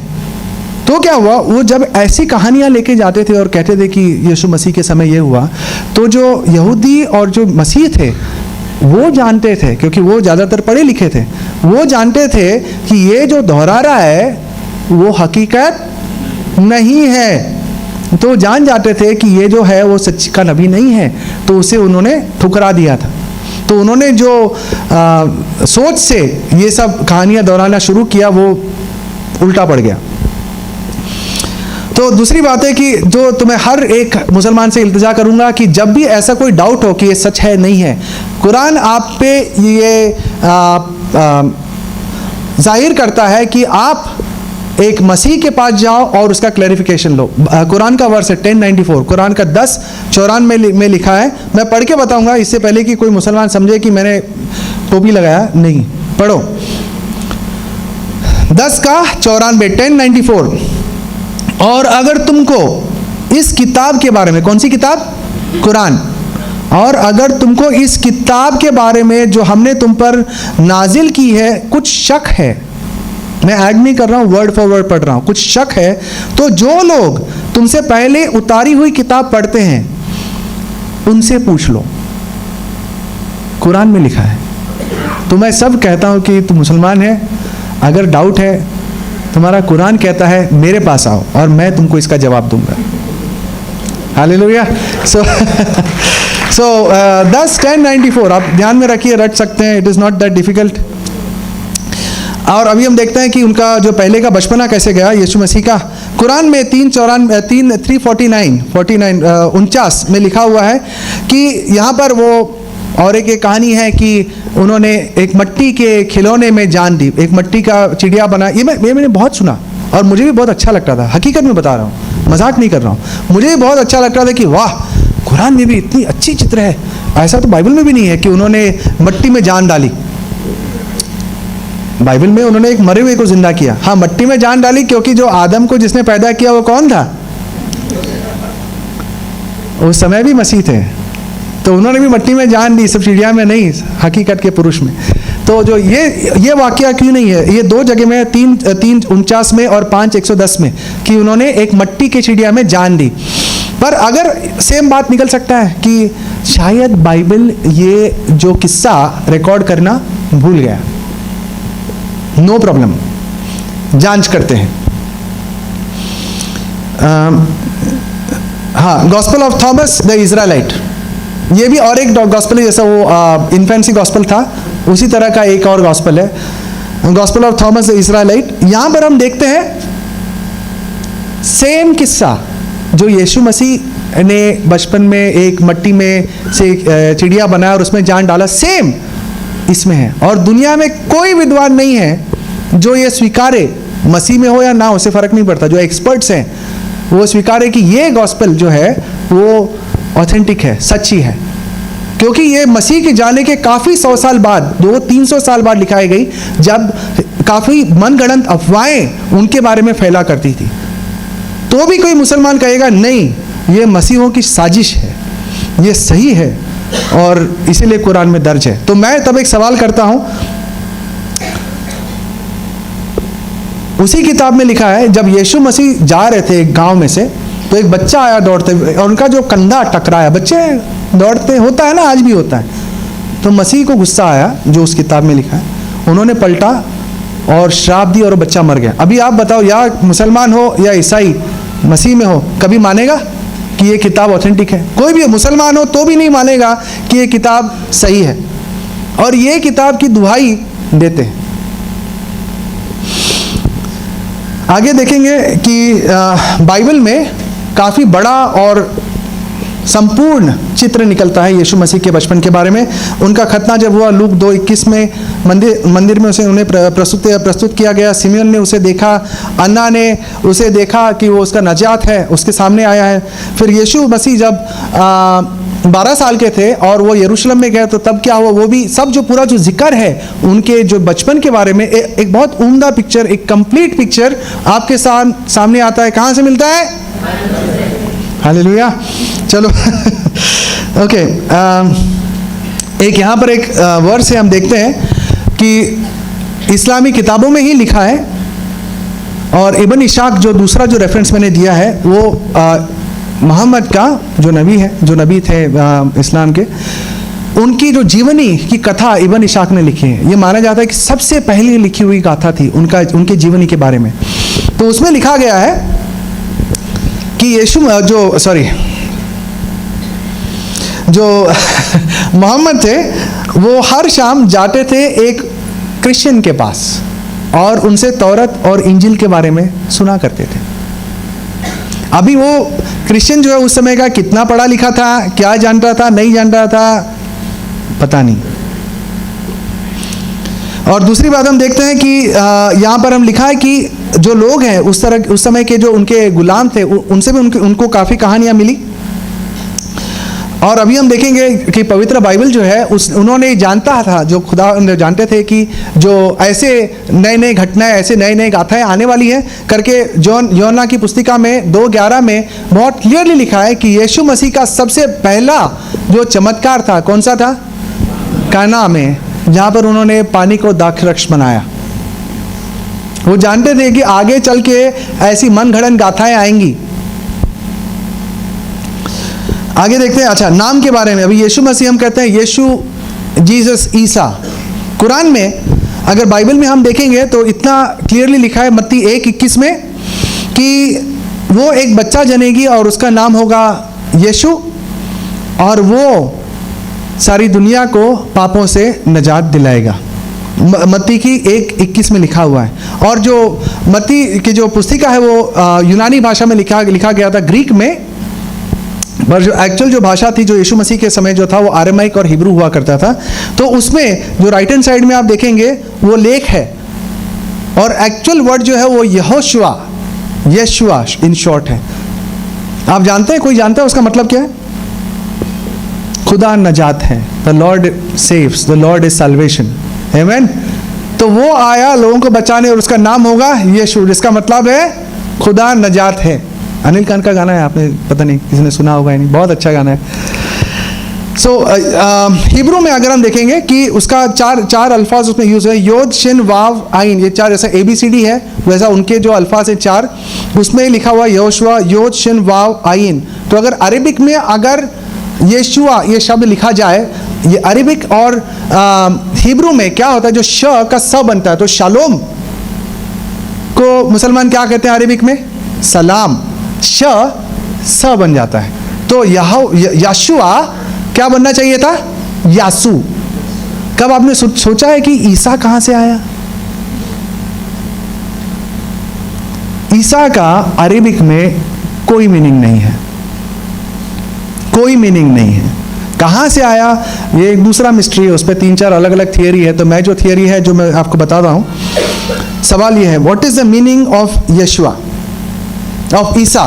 जो कुरान में लिखा है ईसा, अगर वो नबी है तो अल्लाह ताला ने उनको बतानी चाहिए थी ना उनका नाम क्या है। यशुआ है, अरबिक में लिखेगा तो यासू लिखेगा। ईसा कहाँ से आया? ईसा का मतलब क्या है? तो इस पर मेरी एक मुसलमान भाई थे जो अभी मसीह में है, उनसे तर्क, उन्होंने कहा नरेन कुछ भी बात करता है, ज़रूरी है कि हर नाम का मतलब है? हो सकता है, पर भाई ये आज के समय में आप कह सकते हो, जहाँ पे अफलातून कहाँ से नाम लेके आते हैं। वो मेरे से पूछ रहा है तेरा नाम क्या है? तेरा नाम नरेन, नरेंद्र, उसका मतलब क्या है? कोई मतलब नहीं है। मैं बोला है, उसका मतलब है नो ये स्वामी विवेकानंद का ओरिजिनल नाम है, जिसका मतलब है ज्ञान या विजडम, इंग्लिश में कहते हैं wisdom. So I am the wise one for you. So literally मजाक नहीं कर रहा हूँ, अच्छा है, सच्ची में मीनिंग है वहाँ। और उस समय बाइबल में कोई वर्ड नहीं है जिसका मीनिंग ना हो। अगर आप बाइबल में the lord saves, the lord provides, Jehovah Jireh, मेरे भाई कवर करेंगे इन डिटेल, तो हर एक नाम का कोई मकसद, कोई मीनिंग होता था। आई बोर हिम इन ग्रीफ, उसका ऊपर कोई वर्ड बन गया। द वेल वॉज, जो कुआं खुदा उस पर लड़ाई हुई तो उसका कुछ अलग नाम बन गया, वो लड़ाई के ऊपर से नाम बन गया। तो नाम के पीछे कोई मकसद होता था, उसका कोई मतलब होता था। ईसा का कोई मतलब नहीं है। फिर सवाल ही उठता है कि कहाँ से आया, तो उसका पॉसिबल एक्सप्लेनेशन है। उस समय क्या हुआ था, जो यहूदी थे वो मसीहों को पसंद नहीं करते थे। उनका मानना यह था कि जैसे याकूब, जेकब, और उनका भाई कौन था? जेकब का भाई, क्विक टाइम नहीं है, ईसाऊ। ईसाऊ क्या? परमेश्वर के जो करार से दूर हो गया, बराबर है, अलग हो गया। और परमेश्वर का करार किनके साथ था? इसहाक, आइसैक के बच्चों के साथ, जेकब के साथ। एम आई राइट? तो उन लोग इनका खिल्ली उड़ाते थे, उन पे तोहमत लगाते थे, कहते ये ईसो जैसे हैं, हम करार के बच्चे हैं और ये ईसो वाले हैं। समझ रहे हो आप? ईसो, यहोशुआ नहीं, ईसो वाले हैं, ईसो वाले। ईसो का क्या बन गया? ईसा। तो अगर ये खुदा के कलाम में था तो क्या खुदावन ने उनको बताना नहीं था कि नहीं ईसो, उनको मजाक उड़ा रहे उनका? ईसो नहीं है, मसीह, यशुआ, यशु। और ये अहमद दीदात ने एक्सेप्ट किया है अपने किताब में क्राइस्ट एंड इस्लाम चैप्टर 2 में। तो व्हेन इन डाउट अगेन, अगर कोई शक हो तो कहाँ जाना है? 1094, गो टू द बाइबल। ये एक मुसलमान से भी हिदायत दी गई है। अभी जरा फटाफट करता हूँ मैं, ये सब जो चीज़ें हैं लोग जानते हैं इसके बारे में, तो मैं ज़्यादा समय नहीं डालूंगा। क्रिश्चियनिटी में जीसस इज गॉड, और इस्लाम के हिसाब से Jesus is a profit. Quran और इंजील में क्या है, अगर हम देखते हैं तो बार बार यही बताया हुआ है कि यीशु को एक किताब दी गई है। काफ़ी आयात है यहाँ पे, 546, 19:10, 19:30, 3:3, काफ़ी जगह में ये बताया गया है कि यीशु मसीह को अल्लाह ने एक किताब दी। कौन? इंजील, किताब दी, इंजील। और काफ़ी मसीह में आज भी हैं जो मानते हैं कि जो आज जो बाइबल हमारे हाथ में है वो वही इंजील है। तो क्या हकीकत में है? देखते हैं फटाफट जरा फास्ट। इस्लाम की तरफ से जो मानना है इंजील एक किताब है, तो इसलिए काफ़ी मुसलमान पूछेंगे कि वो इंजील कहाँ है जो यीशु को दी गई थी, क्योंकि इधर कुरान 5:46 में और सब लिखा गया है कि यीशु मसीह को इंजील दिया गया था। तो क्या कोई मसीह में है वो जो मानेगा कि यीशु मसीह ने इंजील लिखा? कोई है? क्या कोई मानेगा कि यीशु मसीह ने डिक्टेट किया और किसी ने लिखा? नहीं। उनके बाद, उनके जाने के बाद उनके साथ जो रहते थे उन्होंने उनकी जीवनी लिखा गॉस्पेल में। गॉस्पेल क्या है? शुभ संदेश। शुभ संदेश क्या है? यीशु मसीह ने आपके लिए और मेरे पापों के लिए क्रूस पर जान दी। तो उनके जीवन का पूरी जो गाथा है ये 4 किताबों में दर्ज है। पर बात यह है कि जो मोहम्मद साहब है वो ये नहीं जानते थे। उनका देखिए, उनका थॉट प्रोसेस आप देखिए। मैं गेस कर रहा हूँ ये कैसे हो सकता है। मूसा, तोरा किसने लिखा? मोसेस ने, बराबर है। ज़बूर, साम्स किसने लिखा? मोस्टली डेविड ने। और कुरान मोहम्मद साहब ने। तो वो ये सोचते थे अच्छा तोरा मोसेस ने लिखा, ज़बूर डेविड ने लिखा, कुरान मैंने लिखा, तो जाहिर है कि जो इंजील है वो ईसा ने लिखा होगा। कोई मसीह नहीं मानेगा इतने 2000 साल में कि यीशु मसीह ने इंजील लिखा। तो उनको ये वर्स कहाँ से मिला कि वर्स जो कुरान, जो इंजील है यीशु मसीह को दिया गया था? या तो ये भी हो सकता है इतने लोगों से वो जो उठते बैठे थे, जो ईसाई थे, मसीह में थे, उन्होंने पढ़ा होगा मार्क का 1:1 कि ये वो शुभ संदेश है जो यीशु मसीह को दिया गया है के बारे में है। तो उन्होंने सोचा होगा अच्छा तो शायद ये मरकुस का गॉस्पेल जो है वो इंजील है। तो उन्होंने गलतफहमी हो गई। होता है, नो प्रॉब्लम। आगे बढ़ते हैं। मिरेकल्स ऑफ जीसस, कुरान में मिरेकल जो लिखा है यहाँ पर वही है, बर्ड को उन्होंने जान दी, एक मिरेकल। और भी बाकी सब लूज इसमें लिखा है कि उन्होंने जो अंधों को रोशनी दी, जो मरे हुओं को जिंदा किया, और काफ़ी काफ़ी और मिरेकल्स किए, चमत्कारी काम किए। बट बाइबल में 37 मिरेकल्स आर रिटन। 37 मिरेकल्स लिखा गया। अभी आप बताइए किसमें आपको चित्र ज़्यादा मिलता है, कुरान में या बाइबल में? बाइबल में। हालेलुया। तो मैं ज़रा फटाफट कर रहा हूँ, पूरे वर्सेस हैं, पूरा मैं अपलोड कर दूंगा, आप बाद में बैठ के इत्मीनान से देखिए।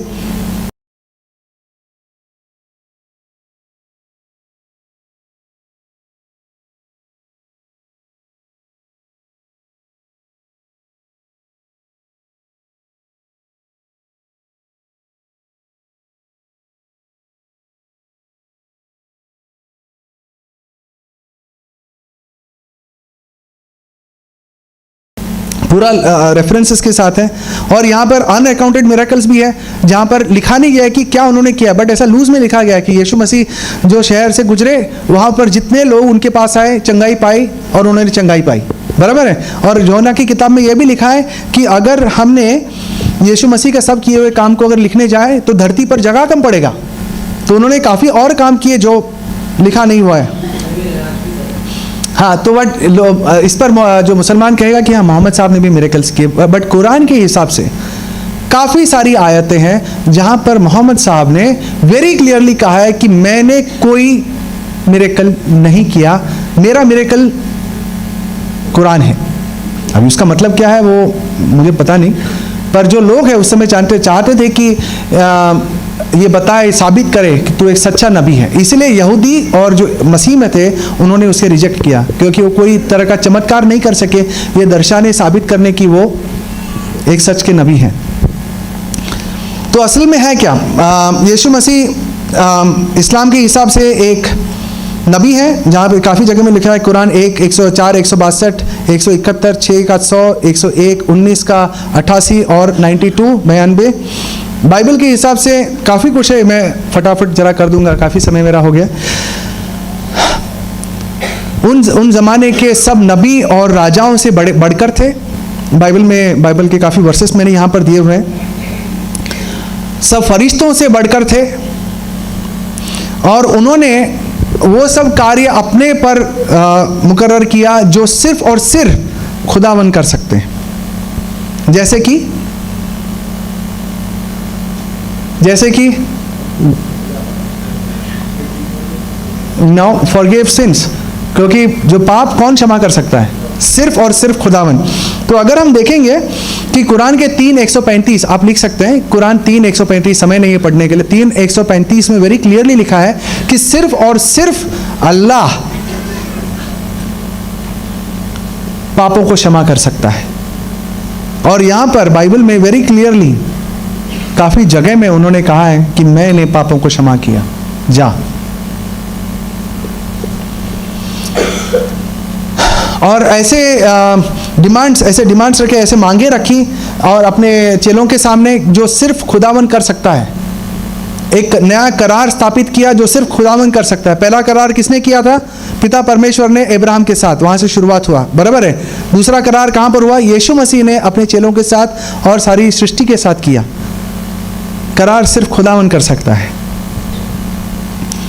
और देन आखिर में वो जानते भी थे वो कौन है, और उन्होंने स्वीकार भी किया कि वो खुदाबंद है, और उन्होंने साबित किया।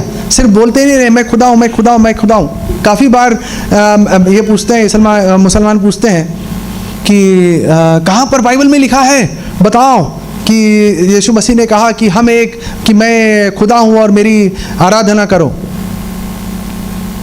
तो उसका उल्टा ये भी हो सकता है कि भाई ये कहाँ लिखा है कि उन्होंने कहा कि मैं एक नबी हूँ, मेरी आराधना मत करो।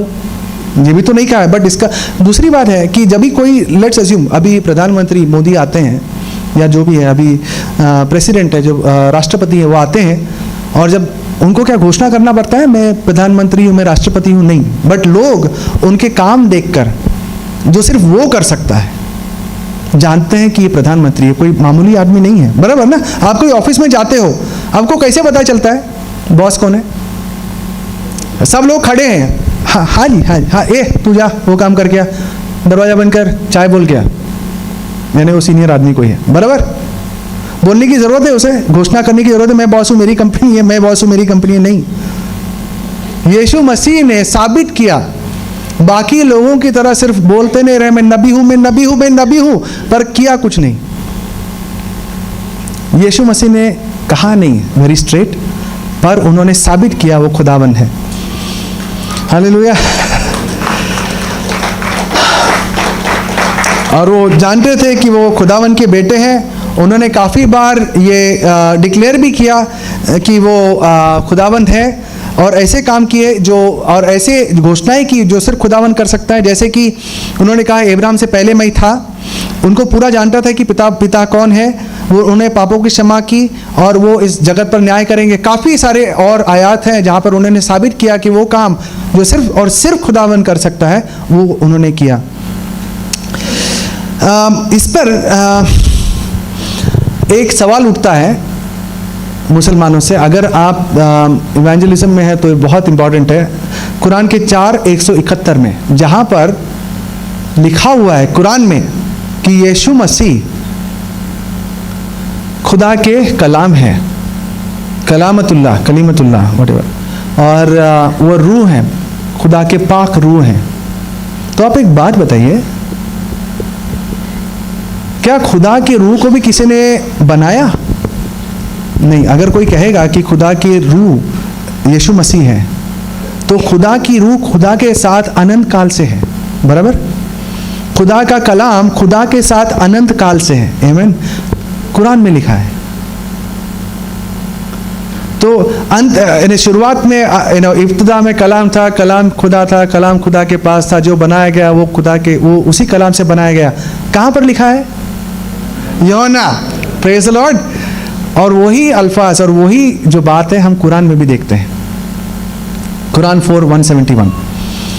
आगे देखते हैं एंड ऑफ मिनिस्ट्री। अभी मैं जो आगे की जो 10-20 स्लाइड है वो मैं थोड़ा फटाफट करूंगा, क्योंकि इसके ऊपर हमने पिछले साल पूरा 4 घंटे का प्रोग्राम किया था। मैं 4 घंटा भी इस पर नहीं डाल सकता, तो मैंने संक्षिप्त में इसका जवाब दे दूंगा।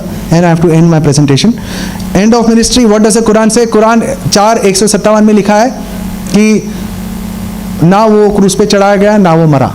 लोगों को ऐसे लगा कि वो मरा है, वो मरे हैं, पर वो मरे नहीं। लोग जो ये समझते हैं वो हकीकत में किसी दुविधा में है। देखते हैं। पर उनका मानना है कि यीशु मसीह क्रूस पर हकीकत में नहीं मरे और उनके हिसाब से ये आयत एकदम क्लियर है। पर बाइबल में 136 जगह में वेरी क्लियरली लिखा गया और यीशु मसीह ने स्वीकारा है, लोगों ने स्वीकारा है कि वो क्रूस पर चढ़े, मरे और तीसरे दिन जी उठे 136 बार। तो इस पर मैं सवाल हमेशा करता हूं जब कोई मुसलमान पूछता है मुझसे कि मुझे एक जगह सिर्फ एक वर्स बता दो जहां पर यीशु मसीह ने कहा मैं खुदा हूं, मेरी आराधना कर और मैं मसीह में आ जाऊंगा। तो मैं कहता हूं भाई 136 जगह में लिखा है कि यीशु मसीह क्रूस पर चढ़े, मरे और तीसरे दिन जी उठे, एकदम clear, no ambiguity about it. क्या तुमने वो स्वीकारा? नहीं ना, स्वीकारा नहीं। तो फिर किस मुंह से बोल रहे हो कि एक वर्ष बता दो मैं स्वीकार लूंगा? Anyway, तो 4:157 जो अगर आप पढ़ेंगे आयत 4:156 और 4:158 159 जो भी है उसमें कोई कनेक्शन नहीं है। 4:157 अचानक आ रहा है जिसका ना उसके पहले के वर्ष ना उसके बाद के वर्ष के साथ कोई लेना देना नहीं। कहाँ से आया ये मेरे भाई जब आएंगे प्रेजेंटेशन में वो बताएंगे। तो मैं आगे बढ़ता हूँ जरा तेज़ी से, मेरा समय ख़त्म हो चुका है काफ़ी समय पहले। एनीवे 3:55 में हम देखते हैं कि जो 4:157 है उसके बाकी कुरान के साथ में कोई मेल जोल है या नहीं। 3:55 में लिखा है कि यीशु मसीह मैं तुझे अपने पास उठा लूँगा, आई विल रेज दी। और वही वर्ष 5:117 में जो वर्ड यूज़ हुआ है मैं तुमको अपने पास उठा लूँगा, उसका जो वर्ड है वो है वफ़ा। वफ़ा का मतलब पूरे कुरान में सिर्फ मौत है। तो अगर वफ़ा कह रहे हो एक्चुअल वर्ड है मौत, अगर आपने 400-157 में लगा दिया तो पूरे कन्फ्यूजन ख़त्म हो जाए, पर वो करते नहीं है। पर जो बाकी जो वर्सेस है कुरान के वो वेरी क्लियरली बताते हैं कि यीशु मसीह क्रूस पे चढ़ाए गए और मारे गए। काफ़ी नीचे मैंने और भी वर्सेस डाले हुए, सेम वर्स का जो मतलब है बाकी पूरे कुरान में मौत है, पर यहाँ पर उन्होंने चेंज करके और कुछ लिख दिया है। आगे देखते हैं सूरा 19:33 में जो हमने पहले भी पढ़ चुके हैं, जहाँ पर उन्होंने लिखा है कि यीशु मसीह अपने पालने में से बोलते हैं कि मुबारक है वो दिन जिस दिन मैं पैदा हुआ, जिस दिन मैं मरा और जिस दिन मैं जी उठा। Very clear. ये कौन सा था पहले? 19:55, 3:55। और यहाँ पे 19:33 में लिखा है कि मुबारक है वो दिन जब मैं मरा, जी उठा, पैदा हुआ, मरा और जी उठा। अभी कोई मुसलमान से पूछेंगे ये कब हुआ, फिर बोलेंगे नहीं, क्योंकि मुसलमान के हिसाब से वो उठा लिए गए ना, वो तो मरे ही नहीं। बोलेंगे नहीं, वो समय के अंत में वापस आएंगे, फिर मरेंगे और फिर ऊपर जाएंगे। That is the official Islamic response. मजाक नहीं कर रहा हूं मैं। कोई भी मुसलमान से पूछो, बोलेंगे नहीं, ये जो पहली बात है ना, मुबारक है वो दिन जो मैं पैदा हुआ, ये हो चुका है, अभी उठा लिए गए हैं। अरे तो फिर ऐसा क्यों नहीं लिखा गया कि मुबारक है दिन जिस दिन मैं पैदा हुआ, फिर उठा लिया गया, फिर पैदा हुआ, फिर मरा, फिर जी उठा, ये होना चाहिए। बट नहीं, आप अपना जो धारणा है इस पे चिपका रहे हो। तो मैं मजाक के मूड में नहीं, पता नहीं तो बट वही अगर आप और थोड़े वर्ष 18 वर्ष पहले अगर हम देखेंगे, यूहन्ना बपतिस्मा देने वाला जो यहाया जो है वो भी सेम अल्फाज लिखता है, वही चैप्टर में 18 वर्ष पहले 19:15 कि मुबारक है वो दिन जिस दिन मैं पैदा हुआ, जिस दिन मैं मरा, and the day he will be raised out to life, जिलाया गया। तो क्या कोई मुसलमान मानेगा कि यहाँ पर भी उठा लिया गया पहले? नहीं। एनीवे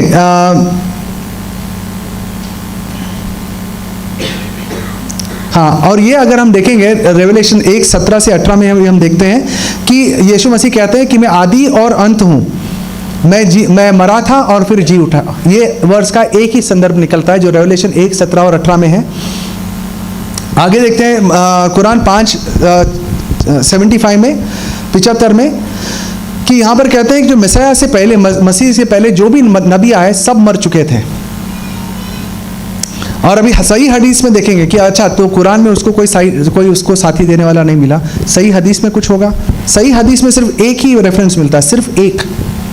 और यहाँ पर लिखा है ये कि एक नबी क्रूस पर चढ़ाया गया और उसने उस क्रूस पर से कहा, नहीं, एक नबी मारा गया, उसके एक नबी को लोगों ने मारा बहुत बुरी तरह से, और जब वो मरने लगा यानी खून से लहूलुहान, तब उसने कहा कि ओ अल्लाह माफ़ करना उन लोगों को क्योंकि वो जानते नहीं हैं। पर आप ये बताइए ऐसा शब्द और किसने कहा? यीशु मसीह ने। किस संदर्भ में कहा? जब वो क्रूस पर मारे जा रहे थे। तो सही हदीस में भी इसका कोई जिक्र नहीं है, इसका कोई सपोर्ट नहीं, इसका कोई एविडेंस नहीं है। वही बात नहीं है। क्वेश्चन फॉर स्कॉलर्स, ये ऐसा क्यों है कि पूरे कुरान में ये एक वर्स के ऊपर कोई सपोर्ट नहीं है, पूरी हदीस में कोई सपोर्ट नहीं है, पूरी सिरा में कोई सपोर्ट नहीं है, कुछ भी नहीं है। एक वर्स जो मुसलमानों और ईसाइयों के बीच में इतना बड़ा तर्क का उद्देश्य बना हुआ, उस पर कोई क्लैरिफिकेशन कहीं पर भी नहीं है। क्यों? दूसरी बात, जो कुरान एक है उसको कुरान के अंदर भी या बाहर भी कोई सपोर्ट नहीं है। कहाँ से आया है वर्स? ये मेरे भाई जब उनका प्रेजेंटेशन होगा वो बताएंगे। तो हम देखते हैं कि ये कॉन्ट्रडिक्शन में है। कुरान का एक वर्स 4:157 खुद से भी, बाइबल से भी, सही हदीस से भी। आगे हम देखेंगे ऑप्शंस फॉर रिकवरी। सबसे पहले वो क्या बोलेंगे कि नहीं, क्रूस पे चढ़े पर बच गए। Dan Brown's theory, right? वो क्या था किताब का नाम? Da Vinci code. हाँ, तो उससे बोलेंगे जाकिर नायक, अहमद दीदार जिसको वो अंकल बुलाते हैं, और सब अकबर मेहर अली, सब यही कहेंगे कि क्या क्रूस से बच गए, क्रूस पे चढ़ाए गए, क्योंकि इस पे कोई ऐसा कोई सबूत नहीं है। पूरी इतिहास में कोई सबूत नहीं है। पूरी इतिहास यही कहती है कि यीशु मसीह को क्रूस पे चढ़ाया गया। तो कहते नहीं क्रूस पे चढ़ाया पर बच गया। उसका जो आंसर है वो कुरान में ही है। क्योंकि अगर हम पढ़ेंगे 4:157, अभी मैंने काफ़ी बार मेरे मुसलमान भाइयों से पूछा भी है कि कोई है, पता नहीं यहाँ पे कोई मुसलमान है जो ये मानता होगा जो कि यीशु मसीह क्रूस पर से बच गए, चढ़ाए गए थे पर बच गए?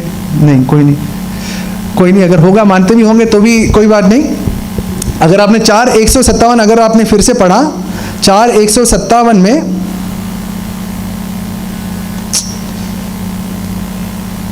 हाँ 4:157 में क्या लिखा है कि ना उन लोगों ने यीशु मसीह को मारा और ना क्रूस पे चढ़ाया। तो अगर क्रूस पे चढ़ाया ही नहीं तो बचने का तो सवाल ही नहीं उठता। तो फिर मुसलमान क्यों मानते हैं कि उनको क्रूस पे चढ़ाया गया और बच गए? कहाँ से तुमको ये थियरी मिला भैया? तो इस पर जो हमारे जोकर भाई है, जाकिर भाई, उन्होंने जो नहीं वो एक स्लिप ऑफ टंग होता है, सॉरी माफ करना, तो उस पर क्या कहते हैं, ये उनका उत्तर है।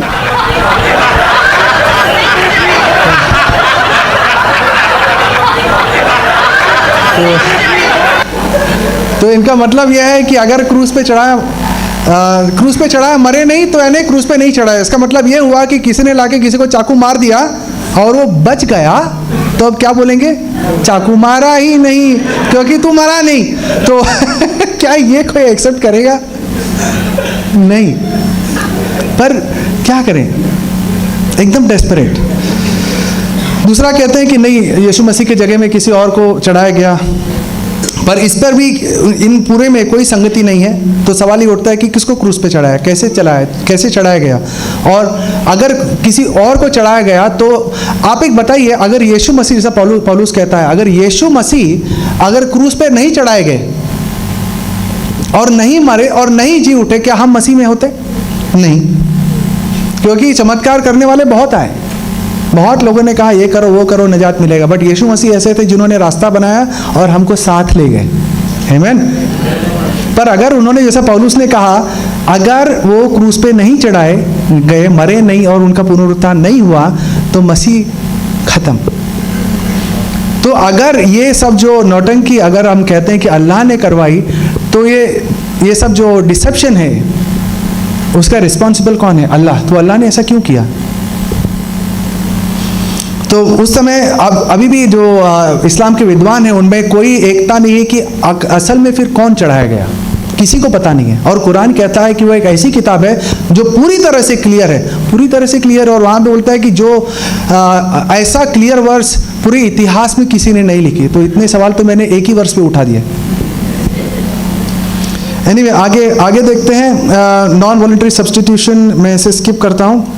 अच्छा, पूरे इतिहास में अगर जो मसीह में नहीं है उस पर भी हिस्ट्री के किताबों में जिक्र है कि यीशु मसीह एक बंदा एक थे जिन्होंने रोमन के अंडर में उन्हें क्रूस पे चढ़ाया गया।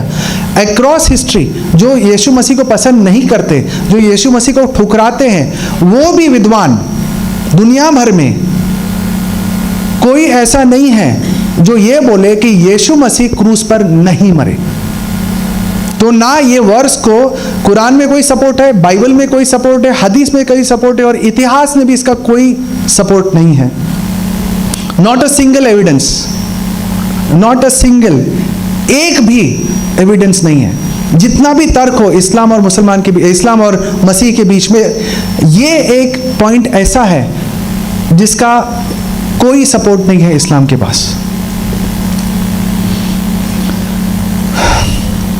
Gospel of Barnabas, okay, I'll have to skip this a bit. It's not that important.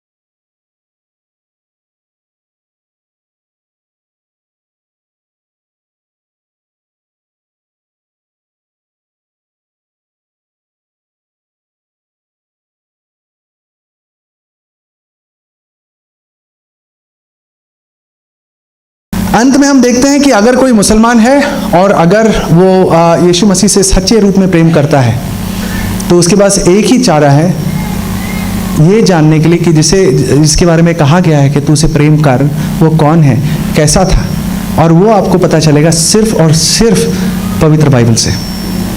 तो अगर आप ये पूरा ठुकराना चाहें तो इसमें कुरान में और भी लिखा हुआ है, जैसे सही हदीस में कि मोहम्मद साहब पे जादू टोना हुआ था, ये लिखा हुआ है कुरान में, हदीसों में उसके जिक्र है, नो डाउट अबाउट दैट, सही हदीसों में।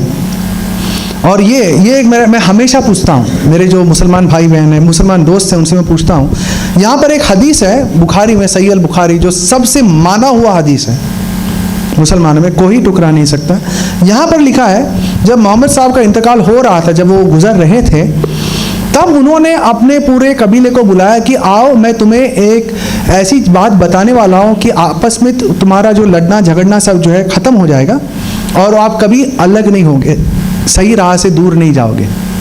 तो क्या हुआ, आपस में लड़ने लगे, यही जानने नहीं कि हमारा नबी जो हम जिससे हम इतना प्रेम करते हैं क्या हुआ, वो जानने लगे, आपस में लड़ने लगे कि नहीं अभी हमको कुछ जानने की ज़रूरत नहीं है, जो भी जानना था कुरान में लिखा हुआ है, और चले गए।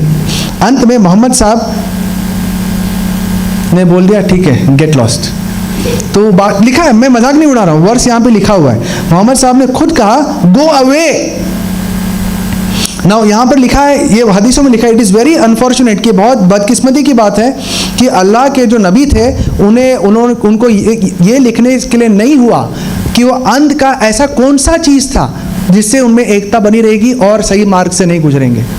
पता नहीं, शायद वो कुछ ऐसा बताते, जाओ बाइबल पढ़ो। एनीवे, तो अंत में देखते हैं कि जो भी हमारे मुसलमान भाई बहन हैं उनके साथ में मैं कहूँगा कि यूहन्ना की एक पाठ ड्यूटोनॉमी में भी लिखी हुई है 30, 29, 19 और 20 कि इस समय खुदा ने आपके सामने दो मार्ग रखी है, एक जहाँ से आपको जीवन मिलेगा, दूसरे में आपको मृत्यु। और खुदावन आपसे दरखास्त करता है कि जीवन सिलेक्ट करो, क्योंकि यीशु मसीह ने सिर्फ हमारे लिए नहीं तुम्हारे लिए भी अपनी जान दी। Hallelujah. With that I thank you and I give the stage to my brother. Thank you. God bless.